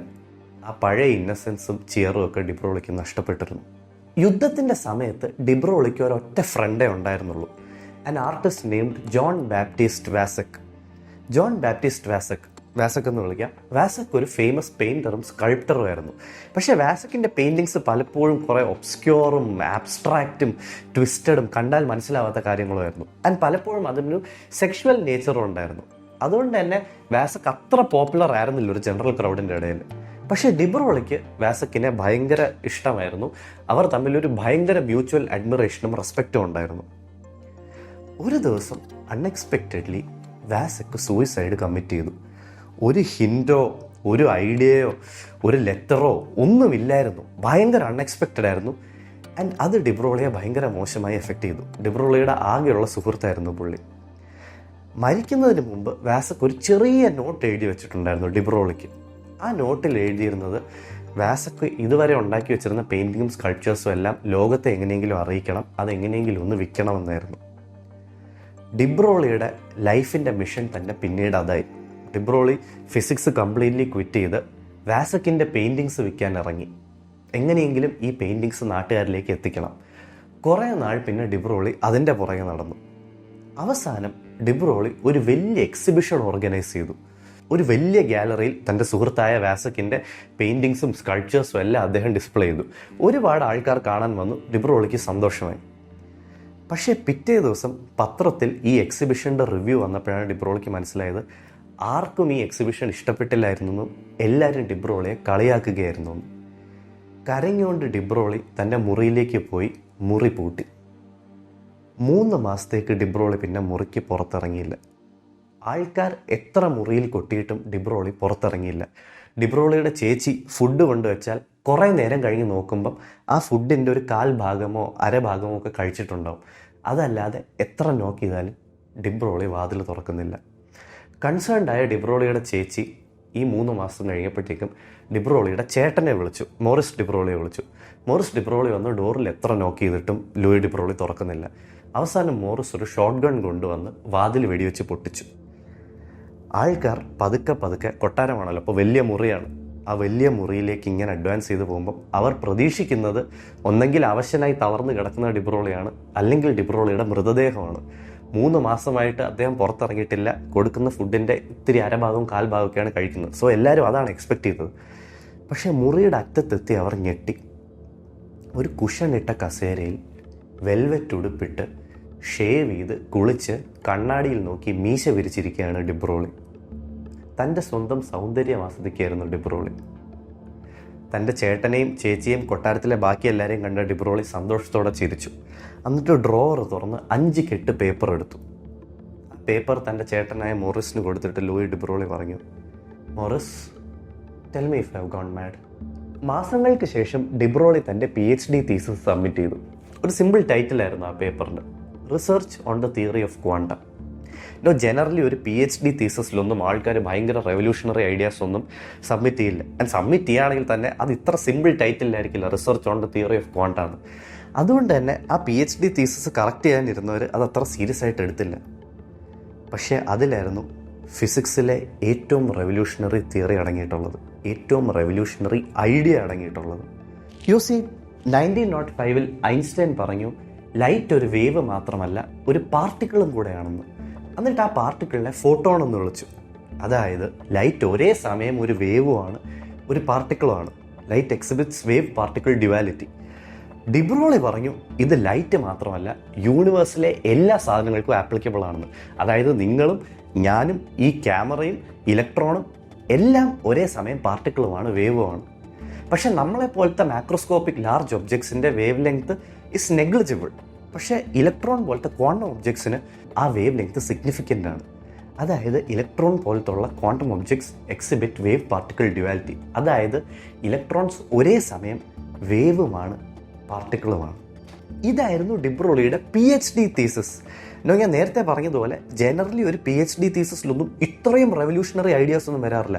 അതുകൊണ്ട് തന്നെ ആ തീസിസ് റിവ്യൂ ചെയ്ത സയൻറ്റിസ്റ്റ് ആകെ കൺഫ്യൂസ്ഡായി. അവർക്കിത് മനസ്സിലാക്കാൻ പറ്റുന്നില്ല, എന്താ സംഭവിക്കുന്നതെന്ന് അവർക്ക് മനസ്സിലാവുന്നില്ല.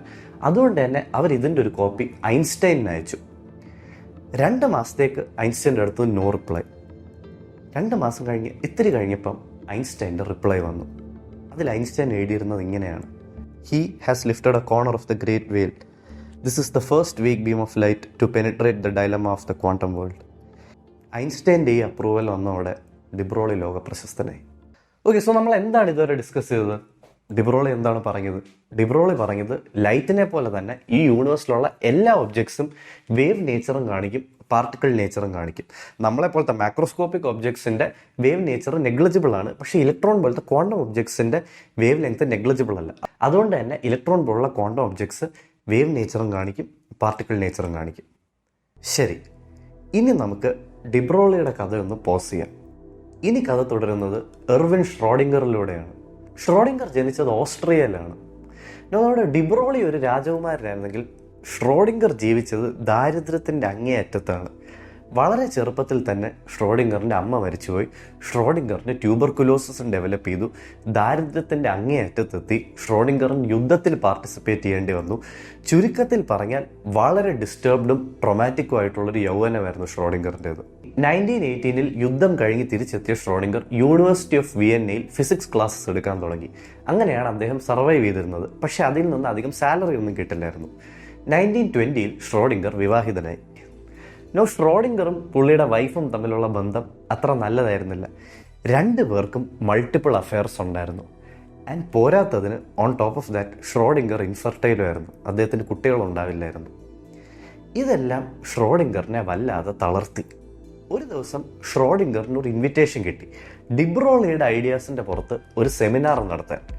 ഷ്രോഡിംഗർ ഭയങ്കര എക്സൈറ്റഡായി. ഡിബ്രോളി നടത്തിയ സ്റ്റഡീസ് എല്ലാം വളരെ ഇൻറ്റൻസായി പഠിച്ച് പോയി ഒരു സെമിനാർ നടത്തി. സെമിനാർ നല്ല രീതിയിൽ പോവുകയായിരുന്നു. പെട്ടെന്ന് പീറ്റർ ഡിബൈ എന്ന് പറഞ്ഞൊരു സയൻറ്റിസ്റ്റ് എണീറ്റു.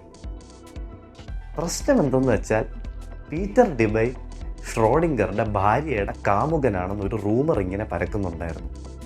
പീറ്റർ ഡിബൈ എണീറ്റ് ഷ്രോഡിംഗറിനോട് ചോദിച്ചു, താൻ കുറേ നേരമായിട്ട് ഡിബ്രോളിയുടെ തിയറീസ് പറയുന്നുണ്ടല്ലോ, താൻ പറയുന്നുണ്ടല്ലോ ഇലക്ട്രോൺ ഒരേ സമയം പാർട്ടിക്കിളുമാണ്, വേവുമാണ്. അങ്ങനെയെങ്കിൽ എന്ത് വേവാണിത്? എന്താണ് ഇവിടെ കിടന്ന് വേവ് ചെയ്യുന്നത്? എയറോ, വാട്ടറോ, അതോ ഇലക്ട്രോമാഗ്നറ്റിക് വേവോ? എന്താ ഈ വേവ്? എന്തുകൊണ്ടാണ് ഉണ്ടാക്കിയിരിക്കുന്നത്? എന്താണ് ഈ വേവ്? ഇതൊരു വളരെ വാലിഡ് ക്വസ്റ്റ്യൻ ആയിരുന്നു. ഷ്രോഡിംഗറിന് ഇതിൻ്റെ ഉത്തരം അറിയില്ലായിരുന്നു. അത്രയും നേരം കോൺഫിഡൻ്റായി പ്രസൻറ്റ് ചെയ്തുകൊണ്ടിരുന്ന ഷ്രോഡിംഗർ എല്ലാവരുടെയും മുമ്പിൽ നാണം കെട്ടു. ഭാര്യയുടെ കാമുകൻ ചോദിച്ച ചോദ്യത്തിന് ഉത്തരമില്ലാതെ ഷ്രോഡിംഗർ സങ്കടപ്പെട്ട ആ സെമിനാറിൽ നിന്ന് ഇറങ്ങിപ്പോയി. നാണം കെട്ട് വീട്ടിലെത്തിയ ഷ്രോഡിംഗർ തീരുമാനിച്ചു, ഡിബ്രോളി പറഞ്ഞ ഈ വേവ് എന്ത് വേവ് ആണെന്ന് താൻ കണ്ടുപിടിക്കാതെ ഇനി നാട്ടിലേക്ക് തിരിച്ച് മടങ്ങില്ല എന്ന്. ആൻഡ് നാട്ടിലേക്ക് മടങ്ങുമ്പോൾ അതിൻ്റെ എക്സ്പ്ലനേഷൻ പീറ്റർ ഡിബയുടെ മുഖത്തേക്ക് വലിച്ചെറിയുന്നു. അന്ന് 40 വയസ്സുണ്ടായിരുന്ന ഷ്രോഡിംഗർ ഒരു ഐസൊലേറ്റഡ് വില്ലയിലേക്ക് താമസം മാറി, ഫിസിക്സിൽ ഫോക്കസ് ചെയ്യാൻ വേണ്ടി. പ്രശ്നം എന്തെന്ന് വെച്ചാൽ ഷ്രോഡിംഗറിനൊരു വീക്ക്നെസ് ഉണ്ടായിരുന്നു, സ്ത്രീകൾ. അതൊരു പ്രശ്നമല്ല. പ്രശ്നം എന്തെന്ന് വെച്ചാൽ ഷ്രോഡിംഗറിൻ്റെ വർക്ക് ചെയ്യുന്ന ഷ്രോഡിംഗറിനെ അത് ഡിസ്ട്രാക്ട് ചെയ്തിരുന്നു. അതുകൊണ്ട് തന്നെ പതുക്കെ ഷ്രോഡിംഗർ തൻ്റെ ശബ്ദത്തെയൊക്കെ പറ്റി മറക്കാൻ തുടങ്ങി, ഫിസിക്സിനെ പറ്റി മറക്കാൻ തുടങ്ങി, കൂടുതൽ സമയം സ്ത്രീകളുമായി സ്പെൻഡ് ചെയ്യാൻ തുടങ്ങി. ആ വില്ലയിൽ ഷ്രോഡിംഗറിന് സുഹൃത്തെന്ന് പറയാൻ ഒറ്റ ഒരാളെ ഉണ്ടായിരുന്നുള്ളൂ. ആ വില്ലയുടെ ഓണറിൻ്റെ മകൾ. 17-18 വയസ്സായിരുന്നു ആ കുട്ടിക്ക്. ആ കുട്ടിക്ക് ഷ്രോഡിംഗർ ഫിസിക്സ് ക്ലാസ് എടുക്കുമായിരുന്നു. അങ്ങനെ അവർ വളരെ അടുത്ത സുഹൃത്തുക്കളായി. ആ കുട്ടി ഷ്രോഡിംഗറിനെ ഹിന്ദു മിത്തോളജിക്ക് ഇൻട്രൊഡ്യൂസ് ചെയ്തു. അങ്ങനെ ഷ്രോഡിംഗർ ഭഗവത്ഗീത ഉൾപ്പെടെ മറ്റ് പല ഹിന്ദു ബുക്സും വായിച്ചു. ഷ്രോഡിംഗറിനെ ഹിന്ദു മിത്തോളജിയിൽ ഏറ്റവും ഫാസിനേറ്റ് ചെയ്തത് കാളി എന്ന ഗോഡസ് ആയിരുന്നു. കാളിയുടെ രൂപവും കൂർത്ത പല്ലും രക്തക്കറയും കോടാലിയും വാളും തലയോട്ടി കൊണ്ടുള്ള മാലയും എല്ലാം ഷ്രോഡിംഗറിനെ വല്ലാതെ ഫാസിനേറ്റ് ചെയ്തു. ഷ്രോഡിംഗർ ഹിന്ദു മിത്തോളജിയിൽ വളരെ ഇൻട്രസ്റ്റഡ് ആയി. കുറച്ചു കാലം കഴിഞ്ഞു ആ കുട്ടിക്ക് നിർഭാഗ്യവശാൽ ട്യൂബർകുലോസിസ് ബാധിച്ചു, സിവിയർ ട്യൂബർകുലോസിസ്. അതുകൊണ്ട് തന്നെ ആ കുട്ടി കിടപ്പായി. ഇത് കാരണം ഷ്രോഡിംഗർ ഒരു വിഷാദത്തിലേക്ക് പോയി. കാരണം ഷ്രോഡിംഗറിൻ്റെ ഒരേ ഒരു സുഹൃത്തായിരുന്നു, ആ കുട്ടിയെ കാണാനും പറ്റുന്നില്ലായിരുന്നു. മാസങ്ങളോളം ആ കുട്ടി ബെഡ് റെസ്റ്റിലായിരുന്നു. ഒടുവിൽ ആ കുട്ടി തൻ്റെ അച്ഛനോട് ആവശ്യപ്പെട്ടു ഷ്രോഡിംഗറിനെ കാണണമെന്ന്. ഷ്രോഡിംഗർ ചെന്നു. മുറിയിലേക്ക് കയറിയ ഷ്രോഡിംഗർ ആകെ ഞെട്ടിപ്പോയി. കാരണം ആ കുട്ടി നടക്കാൻ പറ്റാത്ത അവസ്ഥയിൽ ആകെ വിളറി തളർന്ന് കട്ടിലിൽ കിടക്കുകയായിരുന്നു. ഷ്രോഡിംഗർ കുട്ടിയുടെ അടുത്ത് വന്നിരുന്നു. അവർ മണിക്കൂറുകളോളം പല കാര്യങ്ങളെപ്പറ്റി സംസാരിച്ചു. ഫിസിക്സിനെ പറ്റി സംസാരിച്ചു, കുട്ടിയുടെ രോഗത്തെപ്പറ്റി സംസാരിച്ചു, ഹിന്ദു മിത്തോളജിയെ പറ്റി സംസാരിച്ച് ആ കുട്ടി ഉറങ്ങിപ്പോയി. അങ്ങനെ ഉറങ്ങിക്കിടന്നപ്പോൾ ഷ്രോഡിംഗറിൻ്റെ ഉള്ളിൽ ആ കുട്ടിയോട് ഒരു സെക്ഷുവൽ ഇൻട്രസ്റ്റ് ഡെവലപ്പ് ചെയ്യാൻ തുടങ്ങി. As the legend goes, Schrödinger ആദ്യം ആ കുട്ടിയുടെ മുഖത്ത് തലോടി, ആ കുട്ടിയുടെ മുടിയിലൂടെ വിരലുകൾ ഓടിച്ചു. അവസാനം ആ കുട്ടിയുടെ അടുത്ത് കയറി കിടക്കാൻ പോയി. പക്ഷെ അങ്ങനെ കിടക്കാൻ പോയപ്പോൾ ഷ്രോഡിംഗർ പെട്ടെന്ന് ഒരു വിഷൻ കണ്ടു. ആ കുട്ടി മാറി പകരം അവിടെ കാളി കിടക്കുന്നത്. കൂർത്ത പല്ലുകളും രക്തക്കറയും തലയോട്ടിമാലയുമായി കാളി ഷ്രോഡിംഗറിനെ നോക്കി ചിരിച്ചുകൊണ്ടിരിക്കുകയായിരുന്നു. അങ്ങനെ ചിരിക്കുമ്പോൾ കാളിയുടെ വായിൽ നിന്നും ഒരു വലിയ വണ്ടിറങ്ങി പോകുന്ന പോലെ ഷ്രോഡിംഗറിന് തോന്നി. ഇതെല്ലാം ഒരു സ്പ്ലിറ്റ് സെക്കൻഡിലാണ് സംഭവിച്ചത്. ഷ്രോഡിംഗർ തല ഒന്ന് കുലുക്കി നോക്കിയപ്പോൾ ഇല്ല, ആ കുട്ടി തന്നെയാണ് അവിടെ കിടക്കുന്നത്. പക്ഷേ ഷ്രോഡിംഗർ ആ സമയം കൊണ്ട് വളരെ പാരനോയിഡ് ആയിരുന്നു. ഷ്രോഡിംഗർ ഇറങ്ങി തൻ്റെ മുറിയിലേക്ക് ഓടി. മുറിയിലേക്ക് എത്തിയ ഷ്രോഡിംഗറിന് ഭയവും കുറ്റബോധവുമായിരുന്നു. ആ രൂപം കണ്ടതിലെ ഭയവും തൻ്റെ പകുതി പ്രായമുള്ളൊരു കുട്ടിയുടെ പുറത്ത് സെക്ഷുവൽ ഇൻട്രസ്റ്റ് തോന്നി എൻ്റെ കുറ്റബോധവും. ഷ്രോഡിംഗർ തീരുമാനിച്ചു താൻ ഇനി കുറേ നാൾ ഈ സ്ത്രീ വിഷയത്തിലേക്ക് തൻ്റെ അറ്റൻഷൻ ഡൈവേർട്ട് ചെയ്യില്ല എന്ന്. എന്നിട്ട് ഷ്രോഡിംഗർ തൻ്റെ പഴയ ഇൻട്രസ്റ്റായി ഫിസിക്സിലേക്ക് ശ്രദ്ധ തിരിച്ചു. തൻ്റെ പഴയ ശബ്ദം ഓർത്തു. 6 മാസം ഷ്രോഡിംഗർ പിന്നെ ഫിസിക്സിൽ ഫോക്കസ് ചെയ്തു. ഈ 6 മാസം കൊണ്ട് ഷ്രോഡിംഗർ 5 ബ്രില്യൻ പേപ്പേഴ്സ് പബ്ലിഷ് ചെയ്തു. ഷ്രോഡിംഗർ കണ്ടുപിടിച്ച പുതിയ വേവ് മെക്കാനിക്സ് പതുക്കെ വേൾഡ് ഫേമസ് ആവാൻ തുടങ്ങി. തന്നെ മുമ്പ് പുച്ഛിച്ച സയൻറ്റിസ്റ്റ് എല്ലാം ഇപ്പോൾ തന്നെ കാണുമ്പോൾ തൊഴുതു നിൽക്കുമായിരുന്നു. പീറ്റർ ഡിബയ്ക്ക് ഒന്നും മിണ്ടാനില്ലായിരുന്നു. അന്നത്തെ ഏറ്റവും റെസ്പെക്റ്റഡും പതുക്കെ ഫേമസും ആവാൻ തുടങ്ങിയ റോബർട്ട് ഓപ്പൻഹൈമർ എന്ന സയൻറ്റിസ്റ്റ്, ഓപ്പൻഹൈമർ സിനിമ നിങ്ങൾ കണ്ടിട്ടുണ്ടായിരിക്കും. ഓപ്പൻഹൈമർ ഷ്രോഡിംഗറിൻ്റെ പേപ്പർ വായിച്ചിട്ട് പറഞ്ഞത് ഇങ്ങനെയാണ്: it is truly A beautiful theory, one of the most perfect, precise and elegant man has ever discovered. Schrödinger തൻ്റെ പുതിയ ഐഡിയാസുമായി യൂറോപ്പ് മുഴുവൻ ചുറ്റി. ആൻഡ് എവിടെ ചെന്നാലും ആൾക്കാർ ഷ്രോഡിംഗറിനെ ചിയർ ചെയ്തു, അപ്ലോഡ് ചെയ്തു, ആഘോഷിച്ചു. Everything was fine, everything was perfect until Schrödinger reach Munich, Germany, where he met Werner Heisenberg. മ്യൂണിക്കിലെ ഒരു ഓഡിറ്റോറിയത്തിൽ വെച്ച് ഷ്രോഡിംഗർ തൻ്റെ ഐഡിയാസ് പ്രസൻറ്റ് ചെയ്യവേ 23 വയസ്സുകാരനായ വേർണർ ഹൈസൻബർഗ് എന്നൊരു ജർമ്മൻ സയൻറ്റിസ്റ്റ് വന്ന് ഷ്രോഡിംഗർ ബ്ലാക്ക് ബോർഡിൽ എഴുതിയതെല്ലാം മായ്ക്കാൻ തുടങ്ങി. എന്നിട്ട് അയാൾ അതിന് പകരം കുറേ കോംപ്ലക്സ് മാത്തമാറ്റിക്കൽ കാൽക്കുലേഷൻസ് എഴുതി വയ്ക്കാൻ തുടങ്ങി. ഇത് കണ്ട ആൾക്കാർ കൂവാൻ തുടങ്ങി, ഇവൻ ആരാ ഷ്രോഡിംഗർ എഴുതി വെച്ച കാര്യങ്ങൾ വായിച്ച് സ്വന്തം കാര്യങ്ങൾ എഴുതാമെന്ന്. പക്ഷേ ഷ്രോഡിംഗർ കാമായിരുന്നു. ഷ്രോഡിംഗർ അവരോട് നിശബ്ദത പാലിക്കാൻ പറഞ്ഞു. എന്നിട്ട് ഷ്രോഡിംഗർ ഹൈസൻബർഗിൻ്റെ അടുത്ത് മാന്യമായി പറഞ്ഞു, ഇവിടെ നിന്ന് ഇറങ്ങിപ്പോകണം, ഞാനിവിടെ പ്രസൻറ്റ് ചെയ്തുകൊണ്ടിരിക്കുകയാണ്. പക്ഷേ ഹൈസൻബർഗ് കേട്ടില്ല. ഹൈസൻബർഗ് കൂടുതൽ ബഹളം വയ്ക്കാൻ തുടങ്ങി. അവസാനം ആൾക്കാർ ഇറങ്ങി വന്ന് ഹൈസൻബർഗിനെ ചെവി പിടിച്ച് പുറത്താക്കുകയായിരുന്നു. പക്ഷേ ഹൈസൻബർഗിന് എന്തിനായിരുന്നു ഷ്രോഡിംഗറിനോട് ഇത്രയും വിരോധം? ഹൈസൻബർഗിന് എന്തുകൊണ്ടാണ് ഷ്രോഡിംഗറിൻ്റെ ഐഡിയാസിനോട് ഇത്രയും വിരോധമെന്ന് അറിയണമെങ്കിൽ നമ്മൾ ആദ്യം ഷ്രോഡിംഗർ എന്താ പറഞ്ഞതെന്ന് മനസ്സിലാക്കണം. നമ്മൾ ഇതുവരെ അത് ഡിസ്കസ് ചെയ്തില്ല.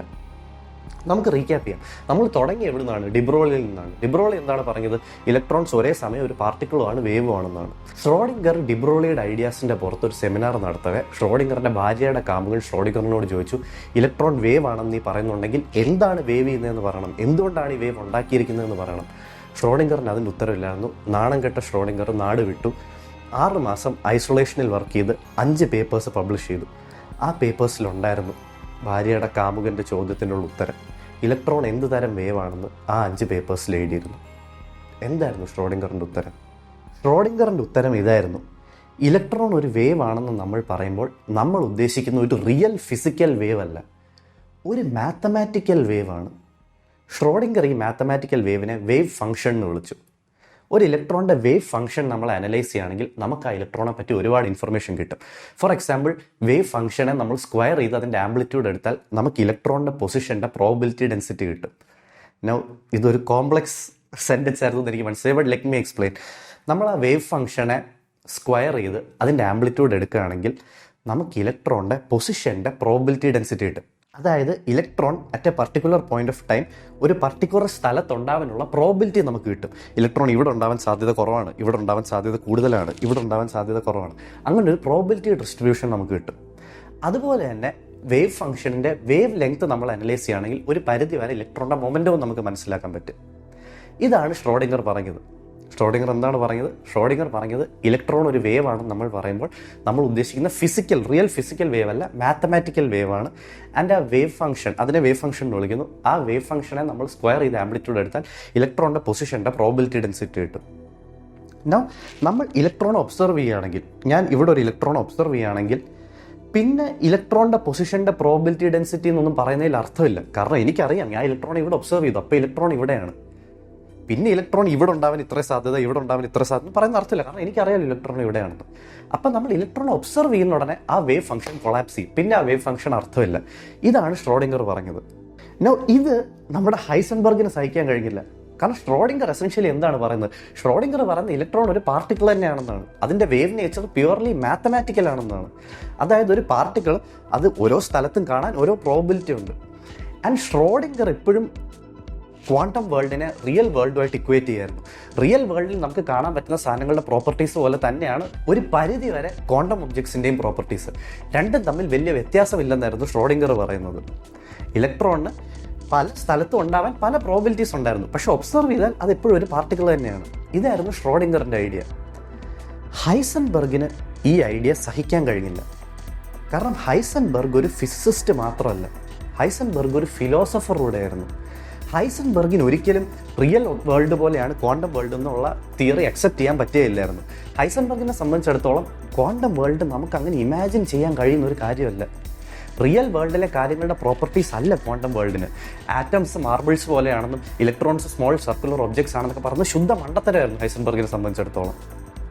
കാരണം ഹൈസൻബർഗിന് കിടക്കുമ്പോൾ സബ് അറ്റോമിക് വേൾഡിൻ്റെയും ക്വാണ്ടം വേൾഡിൻ്റെയും വിഷൻസ് കിട്ടുമായിരുന്നു. അത് ആബ്സ്ട്രാക്റ്റ് ആയിരുന്നു, അത് വേഗമായിരുന്നു. ഹൈസൻബർഗിന് ഒരു സ്ട്രോങ് ഇൻഡ്യൂഷൻ ഉണ്ടായിരുന്നു. Quantum objects, electrons, neutrons, all sub atomic particles, ആ ക്വാണ്ടം വേൾഡ് എന്ന് പറയുന്നത് നമുക്കങ്ങനെ ചിന്തിക്കാൻ പറ്റുന്ന, റിയൽ വേൾഡിൽ ചിന്തിക്കുന്ന പോലത്തെ പ്രോപ്പർട്ടീസ് ഉള്ള കാര്യങ്ങളല്ല. അത് വർക്ക് ചെയ്യുന്ന രീതി ഭയങ്കര ഡിഫറെൻ്റ് ആണെന്നാണ് ഹൈസൻബർഗിന് ഒരു സ്ട്രോങ് ഇൻഡ്യൂഷൻ ഉണ്ടായിരുന്നു.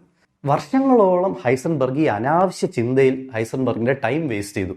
ഇലക്ട്രോണെ കാണാൻ എങ്ങനെയായിരിക്കും, ഇലക്ട്രോണിൻ്റെ പ്രോപ്പർട്ടീസ് എങ്ങനെയായിരിക്കും, അത് റിയൽ ലൈഫിലെ പോലെയാണോ ക്വാണ്ടം വേൾഡിൽ, ഇങ്ങനത്തെ അനാവശ്യ ചോദ്യങ്ങളിൽ ഹൈസൻബർഗ് ഒരുപാട് മുഴുകി. ആൻഡ് ഷ്രോഡിംഗറിൻ്റെ വർക്കിനെ പറ്റുന്നത്രയും ഒപ്പോസ് ചെയ്യാൻ ശ്രമിച്ചു. ഒരു ദിവസം ഒരു മാറ്റം സംഭവിച്ചു. ലെജൻഡ് ഹാസ് ഇറ്റ് ദാറ്റ് ഒരിക്കൽ ഹൈസൻബർഗ് മദ്യപിച്ച് ഒരു പാർക്കിൽ ലോസ്റ്റായി. പാർക്കിൽ ഹൈസൻബർഗിൻ്റെ ചുറ്റും മൂടൽമഞ്ഞായിരുന്നു. ഹൈസൻബർഗ് ഇങ്ങനെ പാർക്കിൽ കൂടെ നടക്കവേ, വഴി തെറ്റി ഇങ്ങനെ നടക്കവേ ഹൈസൻബർഗ് ഒബ്സർവ് ചെയ്തു. ഹൈസൻബർഗ് എവിടെ നടന്നാലും കൂടെ ഒരു ക്ലൗഡ് ഓഫ് മൂടൽമഞ്ഞ് ഇങ്ങനെ ഫോളോ ചെയ്യുന്നു. ഹൈസൻബർഗ് ഒരു 2 മണിക്കൂർ വഴി തെറ്റി അവസാനം ഒരു പാറപ്പുറത്തിരുന്ന് ഹൈസൻബർഗ് ആലോചിച്ചു, ഞാൻ ഇങ്ങനെ നടക്കുമ്പോൾ ഈ മൂടൽമഞ്ഞ് എൻ്റെ കൂടെ വരുന്നുണ്ടെങ്കിൽ ഈ മൂടൽമഞ്ഞ് എൻ്റെ ഭാഗമാണോ? ഈ മൂടൽമഞ്ഞ് എൻ്റെ കൂടെ വരുന്നുണ്ടല്ലോ എല്ലായിടത്തും, അപ്പം ഞാനും ഈ മൂടൽമഞ്ഞും എല്ലാം കൂടെ ഒരു കമ്പൈൻഡ് ബീയിങ് ആണോ? ഇതേ സാധനം ഹൈസൻബർഗ് ഇലക്ട്രോണിലോട്ട് എക്സ്റ്റെൻഡ് ചെയ്തു. എന്നിട്ട് ഹൈസൻബർഗ് മണിക്കൂറുകളോളം ഇതിനെപ്പറ്റി ആലോചിച്ചു. അവസാനം ഹൈസൻബർഗ് ആ പരമസത്യം മനസ്സിലാക്കി, ഇങ്ങനെ ചിന്തിക്കുന്നതിൽ ഒരർത്ഥമില്ലാന്ന്. ഇലക്ട്രോണിൻ്റെ രൂപം എന്തായാലും അത് റിയൽ വേൾഡുമായിട്ട് നമുക്ക് ഇക്വേറ്റ് ചെയ്യാൻ കഴിഞ്ഞാലും ഇല്ലെങ്കിലും അതിനെപ്പറ്റി ചിന്തിച്ചുകൊണ്ടിരിക്കുന്നത് വെറും ഒബ്സസീവ് തിങ്കിങ് ആണെന്നും അത് ഹൈസൻബർഗിനെ എവിടെ എത്തിക്കാൻ പോകുന്നില്ല എന്നും. അവസാനം ഹൈസൻബർഗ് മുന്നോട്ടുള്ള വഴിയിൽ മാത്രം ഫോക്കസ് ചെയ്ത് തൻ്റെ വീട്ടിലെത്തി ഹൈസൻബർഗ് തീരുമാനിച്ചു, ഇനി ഇലക്ട്രോണിൻ്റെ രൂപം എങ്ങനെയാണ്, അത് റിയൽ വേൾഡിലെ പോലെ ആയിരിക്കുമോ അല്ലയോ, ഇങ്ങനത്തെ കാര്യങ്ങൾ തൻ്റെ ടൈം വേസ്റ്റ് ചെയ്യില്ലാന്ന്. എന്നിട്ട് ഹൈസൻബർഗ് ഷ്രോഡിംഗറിൻ്റെ വർക്ക് അക്സെപ്റ്റ് ചെയ്ത് അതിൽ കണ്ടിന്യൂ ചെയ്യാൻ തുടങ്ങി. വർഷങ്ങൾക്ക് ശേഷം ഹൈസൻബർഗ് തൻ്റെ അൺസർട്ടനിറ്റി പ്രിൻസിപ്പിൾ റിലീസ് ചെയ്തു. ഹൈസൻബർഗ്സ് അൺസർട്ടനിറ്റി പ്രിൻസിപ്പിളിനനുസരിച്ച് ഒരു ഇലക്ട്രോണിൻ്റെ അല്ലെങ്കിൽ ഒരു സബാറ്റോമിക് പാർട്ടിക്കിളിൻ്റെ പൊസിഷനും വെലോസിറ്റിയും ഒരേ സമയം നമുക്ക് ആക്യുററ്റ്ലി മെഷർ ചെയ്യാൻ കഴിയില്ല. ഒരു ഇലക്ട്രോണിൻ്റെ പൊസിഷൻ നമ്മൾ എത്ര ആക്യുററ്റ്ലി മെഷർ ചെയ്യുന്നോ അത്രയും അൺക്ലിയർ ആവും അതിൻ്റെ വെലോസിറ്റി. ഒരു ഇലക്ട്രോണിൻ്റെ വെലോസിറ്റി നമ്മൾ എത്ര ആക്യുററ്റ്ലി മെഷർ ചെയ്യുന്നോ അത്രയും അൺക്ലിയർ ആവും അതിൻ്റെ പൊസിഷൻ. നൗ ഇതിന് പല കാരണങ്ങൾ പലരും പറയുന്നുണ്ട്. പക്ഷേ ഞാൻ ഹൈസൻബർഗിൻ്റെ തന്നെ ഉത്തരം തരാം. ഹൈസൻബർഗ് പറയുന്നത് ഇത് സംഭവിക്കുന്നത് ഇസ് ബിക്കോസ് ഇലക്ട്രോണ് ഒരു പൊസിഷനോ ഒരു വെലോസിറ്റിയോ എന്ന് പറയുന്നതിൽ അർത്ഥമില്ല. ഇലക്ട്രോൺ ഒരേ സമയം പല സ്ഥലത്തും എക്സിസ്റ്റ് ചെയ്യുന്നു, ഒരേ സമയം അതിന് പല വെലോസിറ്റി ഉണ്ട്.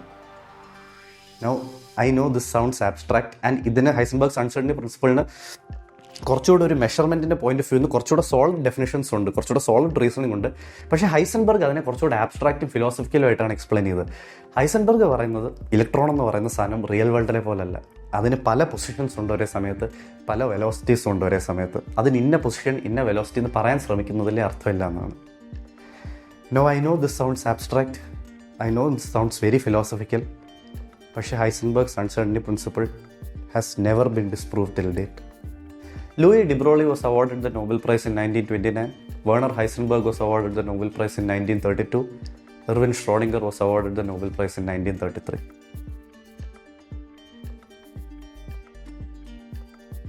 This is the story of quantum mechanics.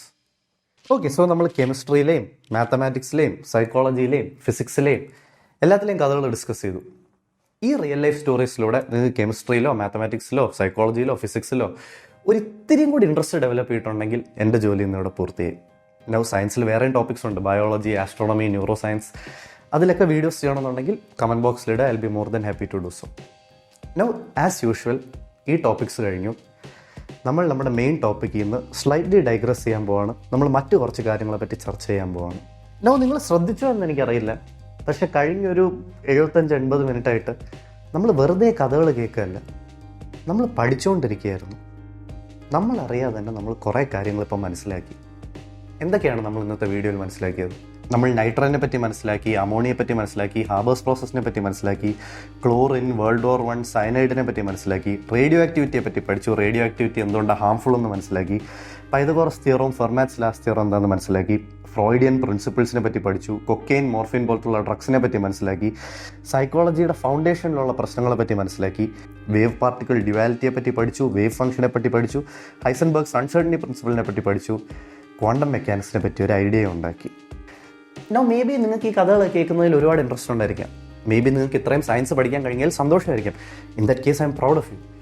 പക്ഷേ ചിലർക്കെങ്കിലും ഒരു തോന്നലുണ്ടായിരിക്കാം, ഓക്കെ, കഴിഞ്ഞ 80 മിനിറ്റായിട്ട് ഞാൻ എന്തൊക്കെയോ കഥകൾ കേൾക്കുന്നു, എന്തൊക്കെയോ കുറച്ച് സയൻസൊക്കെ മനസ്സിലാക്കി, പക്ഷേ ഞാൻ എന്തിന് ഈ സയൻസൊക്കെ മനസ്സിലാക്കണം? ഇതൊക്കെ കൊണ്ട് എന്ത് ഗുണം? ഞാൻ എന്തിന് സയൻസ് അറിഞ്ഞിരിക്കണം? Why should I bother about science in the first place? Why should I learn science? Fair question. അങ്ങനെ ചോദിക്കുന്നതിൽ ഒരു തെറ്റുമില്ല. But I'll tell you why you should learn science. You should learn science because you are science. ഇപ്പോൾ നിങ്ങൾ ആയിരിക്കും, okay, bullshit, അവൻ എന്തൊക്കെയോ bullshit ചെയ്യാണ്, ചുമ്മാ എന്തൊക്കെയോ മെറ്റഫോറിക്കലായിട്ട് പറയാണോ ജീവിത. No. You are in the literal sense science. ഞാനും നിങ്ങളും നിങ്ങൾ ചുറ്റും കാണുന്ന ജീവജാലങ്ങളും എല്ലാം സയൻസ് ആണ്. Life is science. Life is a direct result of the second law of thermodynamics. അതും കൂടെ ഇനി നമുക്ക് ഫൈനലായിട്ട് ഡിസ്കസ് ചെയ്യാം. The second law of thermodynamics. The second law of thermodynamics is arguably the most important law in all of science. ഈ entire യൂണിവേഴ്സിനെ വെറും 5 വാക്കിട്ട് എക്സ്പ്ലെയിൻ ചെയ്യാൻ പറഞ്ഞാൽ I would probably say the second law of thermodynamics. പക്ഷെ എന്താണ് second law of thermodynamics? The second law of thermodynamics states that the total entropy of a system plus it surroundings must either remain constant or increase. അതായത് entropy ഒന്നെങ്കിൽ constant ആയിരിക്കണം, അല്ലെങ്കിൽ increase ചെയ്യണം. പക്ഷെ എന്താണ് entropy? Entropy എന്ന വാക്ക് describe ചെയ്യാൻ തെർമോഡൈനാമിക്സിൽ കുറേ വഴികളുണ്ട്. പക്ഷേ നമുക്കൊരു സിമ്പിൾ ഡെഫിനിഷൻ എടുക്കാം. Entropy is A measure of how concentrated energy is. അതായത് എനർജി എത്ര കോൺസെൻട്രേറ്റഡ് ആണ് എന്നതിൻ്റെ അളവാണ് എൻട്രോപ്പി. കോൺസെൻട്രേറ്റഡ് എനർജി, അതായത് ഒരുപാട് എനർജി ഒരു ചുരുങ്ങിയ സ്ഥലത്തിലേക്ക് കൊണ്ടുവരികയാണെങ്കിൽ അത് ലോ എൻട്രോപ്പിയാണ്. On the other hand scattered energy high എൻട്രോപ്പിയാണ്. സെക്കൻഡ് ലോ ഓഫ് തെർമോഡൈനാമിക്സ് പറയുന്നത് ഈ യൂണിവേഴ്സിൽ സ്പോണ്ടേനിയസ് ആയി നടക്കുന്ന എല്ലാ പ്രോസസ്സിലും എൻട്രോപ്പി ഇൻക്രീസ് ചെയ്യുന്നതാണ്. അതിൻ്റെ അർത്ഥം എന്താണ്? കോൺസെൻട്രേറ്റഡ് എനർജി സ്കാറ്റേർഡ് ആവുന്നതാണ്. അതായത് യൂണിവേഴ്സിൽ സ്പോണ്ടേനിയസ്ലി നടക്കുന്ന എല്ലാ പ്രോസസ്സിലും കോൺസെൻട്രേറ്റഡ് എനർജി സ്കാറ്റേർഡ് ആവും. Energy will always go from a concentrated state to a scattered state. Now, ഇതിന് ഒരു ഇംപ്ലിക്കേഷനും കൂടെ ഉണ്ട്. കോൺസെൻട്രേറ്റഡ് എനർജി എന്ന് പറയുന്നത് ജനറലി ഹോട്ട് ബോഡീസിലാണ്. എനർജി കോൺസെൻട്രേറ്റഡ് ആകുമ്പോൾ അതിനെ നമുക്കൊരു ഹോട്ട് ബോഡി എന്ന് വിളിക്കാം. എനർജി സ്കാറ്റേർഡ് ആണെങ്കിൽ അത് ജനറലി ഒരു കോൾഡ് ബോഡി ആയിരിക്കും. അതുകൊണ്ട് തന്നെ സെക്കൻഡ് ലോ ഓഫ് തെർമോഡൈനാമിക്സിന്റെ മറ്റൊരു അർത്ഥം എന്തെന്ന് വെച്ചാൽ heat will always flow from a hot body to a cold body. ഒന്നുകൂടെ ഞാൻ പറയാം, സെക്കൻഡ് ലോ ഓഫ് തെർമോഡൈനാമിക്സ് എന്താന്ന് പറയുന്നത്. സെക്കൻഡ് ലോ ഓഫ് തെർമോഡൈനാമിക്സ് പറയുന്നത് യൂണിവേഴ്സിൽ നടക്കുന്ന സ്പോണ്ടേനിയസ് പ്രോസസ്സുകളിലെല്ലാം കോൺസെൻട്രേറ്റഡ് എനർജി സ്കാറ്റേർഡ് ആവുകയാണ് ചെയ്യുന്നത്. അതായത് energy will always go from a concentrated state to a scattered state, which also means heat will always flow from a hot body to a cold body. ഒരു cup ചായ നിങ്ങളൊരു മുറിയിൽ കൊണ്ടുവയ്ക്കുകയാണെങ്കിൽ ആ ചായ പതുക്കെ തണുക്കാൻ തുടങ്ങും. നൗ എന്താണ് സംഭവിക്കുന്നത് ഇവിടെ? ചായയിൽ കോൺസെൻട്രേറ്റഡ് എനർജിയാണ്. ചായ ഒരു ഹോട്ട് ബോഡിയാണ്. ആ കോൺസെൻട്രേറ്റഡ് എനർജി പതിയെ പതിയെ സ്കാറ്റേർഡ് ആയി പോവാണ്. ആ ഹീറ്റ് എനർജി ഹോട്ട് ബോഡിയിൽ നിന്നും കോൾഡ് സറൗണ്ടിങ്സിലേക്ക് പോവാണ്. നോ, ഹീറ്റ് എനർജി ഡിസ്ട്രോയ് ആവുകയാണോ? അല്ല, ആ ഹീറ്റ് എനർജി ഡിസ്ട്രോയ് ആവാൻ, അതിനെ നശിപ്പിക്കാൻ പറ്റില്ല. Energy cannot be destroyed. It is just going from a concentrated state to a scattered state. ഇതേ രീതിയിൽ തന്നെയാണ് യൂണിവേഴ്സിൽ നാച്ചുറലി സംഭവിക്കുന്ന പ്രോസസ്സുകളിലെല്ലാം നടക്കുന്നത്. Energy is going from a concentrated state to a scattered state. Heat will flow from a hot body to a cold body. പക്ഷേ why does this happen? എന്തുകൊണ്ടാണ് ഇത് സംഭവിക്കുന്നത്? നമ്മൾ ചുമ്മാ പറഞ്ഞിട്ട് കാര്യമില്ല, ഇതൊരു ലോ ആണ്, അതുകൊണ്ടാണ് സംഭവിക്കുന്നത്. എന്തുകൊണ്ടാണ് എനർജി ഹോട്ട് ബോഡിയിൽ നിന്ന് കോൾഡ് ബോഡിയിലേക്ക് ഫ്ലോ ചെയ്യുന്നത്? എന്തുകൊണ്ടാണ് കോൺസെൻട്രേറ്റഡ് എനർജി സ്കാറ്റേർഡ് ആവുന്നത് യൂണിവേഴ്സിൽ? അത് ചുമ്മാ ഒരു ലോ കാരണമാണ് പറയാൻ പറ്റില്ല. ആ ലോ എന്തുകൊണ്ട് സംഭവിക്കുന്നു? സെക്കൻഡ് ലോ ഓഫ് തെർമോഡൈനാമിക്സ് എന്തുകൊണ്ട് നടക്കുന്നു എന്നറിയണമെങ്കിൽ നമ്മൾ ഇത്തിരി ബേസിക് മാത്സ് അറിഞ്ഞിരുന്നാൽ മതി. നമുക്ക് രണ്ട് സെയിം സൈസ് മെറ്റൽ ബാർ എടുക്കാം. ഇത് ഹൈപ്പോത്തറ്റിക്കൽ മെറ്റൽ ബാറാണ്, റിയൽ മെറ്റൽ ബാറല്ല. ഈ ഹൈപ്പോത്തറ്റിക്കൽ മെറ്റൽ ബാർസിൽ രണ്ടെണ്ണത്തിലും 8 ആറ്റംസ് ആണുള്ളത്. രണ്ട് സെയിം സൈസ് ആണ്, രണ്ടിലും 8 ആറ്റംസ് ആണുള്ളത്. ഒരെണ്ണം ഹോട്ട് മെറ്റൽ ബാറാണ്, മറ്റേത് കോൾഡ് മെറ്റൽ ബാറാണ്. ഹോട്ട് മെറ്റൽ ബാർ ഹോട്ട് ആയതുകൊണ്ട് തന്നെ അതിന് കൂടുതൽ എനർജിയാണ്. ലെറ്റ്സ് സേ അതിൽ 7 എനർജി പാക്കറ്റ്സ് ഉണ്ട്. കോൾഡ് എനർജി ബാർ കോൾഡ് ആണല്ലോ, അതുകൊണ്ട് അതിൽ കുറച്ച് എനർജി ഉള്ളൂ. Let's say it has 3 energy packets. No, ഇതിനെ രണ്ട് നമ്മൾ സെപ്പറേറ്റ്ലി വെക്കുമ്പോൾ ഈ എനർജി പാക്കറ്റ്സിന് ആ 8 ആറ്റംസിൻ്റെ ഇടയിൽ ഇൻഡിവിജ്വലി മൂവ് ചെയ്യാം. ഹോട്ട് ബാറിൽ 7 എനർജി പാക്കറ്റ്സിന് ആ 8 ആറ്റംസിൻ്റെ ഇടയിൽ ഡിസ്ട്രിബ്യൂട്ടഡ് ആവാം. കോൾഡ് മെറ്റൽ ബാറിൽ ആ 3 എനർജി പാക്കറ്റ്സിന് ആ 8 ആറ്റംസിൻ്റെ ഇടയിൽ ഡിസ്ട്രിബ്യൂട്ടഡ് ആവാം. നൗ ഈ രണ്ട് മെറ്റൽ ബാർസിനെയും നമ്മൾ ഒരുമിച്ച് കൊണ്ടുവന്നാൽ നൗ ഇതിൽ രണ്ടിലുമുള്ള energy packets are free to be distributed among each other. ഹോട്ടിലെ എനർജി പാക്കറ്റ്സിന് കോൾഡിലേക്ക് മൂവ് ചെയ്യാം, കോൾഡിലെ എനർജി പാക്കറ്റ്സിന് ഹോട്ടിലേക്ക് മൂവ് ചെയ്യാം. അപ്പോൾ എന്തൊക്കെ ഡിസ്ട്രിബ്യൂഷൻസ് സംഭവിക്കാം? ഹോട്ടിൽ 4 എനർജി പാക്കറ്റ്, കോൾഡിൽ 6 എനർജി പാക്കറ്റ്, അല്ലെങ്കിൽ ഹോട്ടിൽ 3 എനർജി പാക്കറ്റ്, കോൾഡിൽ 7 എനർജി പാക്കറ്റ്, അല്ലെങ്കിൽ ഹോട്ടിലും കോൾഡിലും രണ്ടിലും 5 എനർജി പാക്കറ്റ്, ഹോട്ടിൽ 2 എനർജി പാക്കറ്റ്, കോൾഡിൽ 8 എനർജി പാക്കറ്റ്, അല്ലെങ്കിൽ ഹോട്ടിൽ 9 എനർജി പാക്കറ്റ്, കോൾഡിൽ 1 എനർജി പാക്കറ്റ്. ഇപ്പം ഞാൻ എന്താ പറഞ്ഞേ? ഹോട്ടിൽ 9 എനർജി പാക്കറ്റ്, കോൾഡിൽ 1 എനർജി പാക്കറ്റ്. അതായത് ഇവിടെ എന്താണ് സംഭവിച്ചത്? കോൾഡിൽ ഉണ്ടായിരുന്ന 3 എനർജി പാക്കറ്റിൽ നിന്ന് 2 എണ്ണം ഹോട്ടിലേക്ക് മൂവ് ചെയ്തു. അതുകൊണ്ടാണല്ലോ ഹോട്ടിൽ 7 7 + 2 9 എനർജി പാക്കറ്റും കോൾഡിൽ 3 - 2 1 എനർജി പാക്കറ്റും ആയത്. അതായത് കോൾഡിൽ നിന്നും 2 എനർജി പാക്കറ്റ് ഹോട്ടിലേക്ക് മൂവ് ചെയ്തു. അപ്പം എന്താണ് സംഭവിച്ചത്? Heat has flown from a cold body to a hot body. Concentrated energy has become more concentrated. This is a direct violation of the second law of thermodynamics. Second law of thermodynamics ഇവിടെ തെറ്റിയില്ല. Second law of thermodynamics എന്താണ് പറയുന്നത്? Heat will flow from a hot body to a cold body എന്നാണ്. ഇവിടെ എന്താണ് സംഭവിച്ചത്? Heat has flown from a cold body to a hot body. Second law of thermodynamics എന്താണ് പറയുന്നത്? Concentrated energy will become scattered എന്നാണ്. ഇവിടെ എന്താണ് സംഭവിച്ചത്? Concentrated energy has become more concentrated. അപ്പം അപ്പോൾ എന്താണ് സെക്കൻഡ് ലോ ഓഫ് തെർമോഡൈനാമിക്സ് തെറ്റിയോ? No. Second law of thermodynamics പറയുന്നത് heat can never flow from a cold body to hot body എന്നല്ല, അല്ലെങ്കിൽ concentrated energy can never become concentrated എന്നല്ല. It just says that it is extremely improbable. ഈ രണ്ട് metal ബാർസും ചേരുമ്പം ഈ 9-1 എന്ന situation വരാൻ 91,520 cases ഉണ്ട്. പക്ഷേ അതേസമയം 5-5 എന്ന ഡിസ്ട്രിബ്യൂഷൻ വരാൻ 6,27,264 കേസസ് ഉണ്ട്. നമ്മൾ ഇതുപോലെ എല്ലാ ഡിസ്ട്രിബ്യൂഷൻ്റെയും 4-6, 3-7, 8-1, 9-1, 5-5 എല്ലാ കേസസിൻ്റെയും ഡിസ്ട്രിബ്യൂഷൻ എടുത്തു നോക്കിയാൽ നമുക്ക് മനസ്സിലാവും 10.5% of the time second law of thermodynamics violate ആവുന്നു. അതായത് 10.5% of the time heat has flown from cold body to hot body. അതായത് concentrated energy has become more concentrated എന്ന്. 10.5% ഒരു ചെറിയ നമ്പർ ഒന്നുമല്ല. 10% സമയത്തും if heat flows from cold body to hot body, പിന്നെ എങ്ങനെയാണ് സെക്കൻഡ് ലോ ഓഫ് തെർമോഡൈനാമിക്സിൽ പറയാൻ പറ്റുക heat will always flow from hot body to cold body എന്ന്? ഇവിടെ പ്രശ്നം എന്തെന്ന് പറഞ്ഞാൽ നമ്മൾ എടുത്ത രണ്ട് മെറ്റൽ ബാർസും ഹൈപ്പോത്തറ്റിക്കലാണ്. രണ്ടിലും 8 ആറ്റംസ് വെച്ചേ ഉള്ളൂ. 8 ആറ്റംസ് എന്ന് പറഞ്ഞാൽ ഭയങ്കര ചെറുതാണ്. Let's increase the numbers. ഈ 8 ആറ്റംസ് മാറ്റി നമുക്ക് 80 ആറ്റംസ് ആക്കാം. 7 എനർജി പാക്കറ്റ് മാറ്റി 70 എനർജി പാക്കറ്റ് ആക്കാം. 3 എനർജി പാക്കറ്റ് മാറ്റി 30 എനർജി പാക്കറ്റ് ആക്കാം. ഇപ്പം നമുക്കറിയാൻ പറ്റും ഇതേ കേസസിൻ്റെ ഡിസ്ട്രിബ്യൂഷൻ എടുത്ത് നോക്കിയാൽ ഈ 10.5% വെറും 0.05% ആവുന്നു. അതായത് വെറും 80 ആറ്റം ആയപ്പം the probability of energy flowing from cold body to hot body, അല്ലെങ്കിൽ the probability of concentrated energy becoming more concentrated reduced to 0.05%. Real life ഒബ്ജക്ട്സിൽ 8 ആറ്റമോ 80 ആറ്റമോ ഒന്നും അല്ല, trillions and trillions of atoms ഉണ്ട്.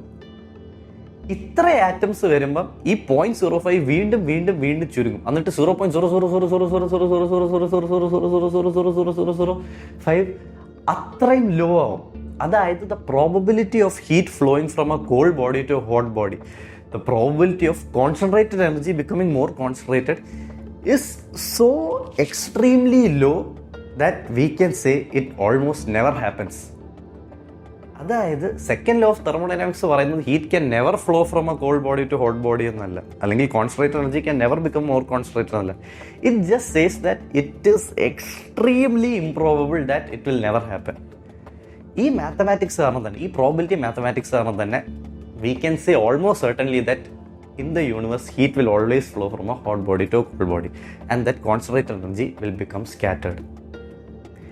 ഇതുകൊണ്ട് തന്നെ നമ്മുടെ യൂണിവേഴ്സിൽ കോൺസെൻട്രേറ്റഡ് എനർജി ഇങ്ങനെ സ്കാറ്റർ ആയിക്കൊണ്ടേയിരിക്കുകയാണ്, എനർജി ഇങ്ങനെ സ്കാറ്റർ ആയിക്കൊണ്ടേയിരിക്കുകയാണ്.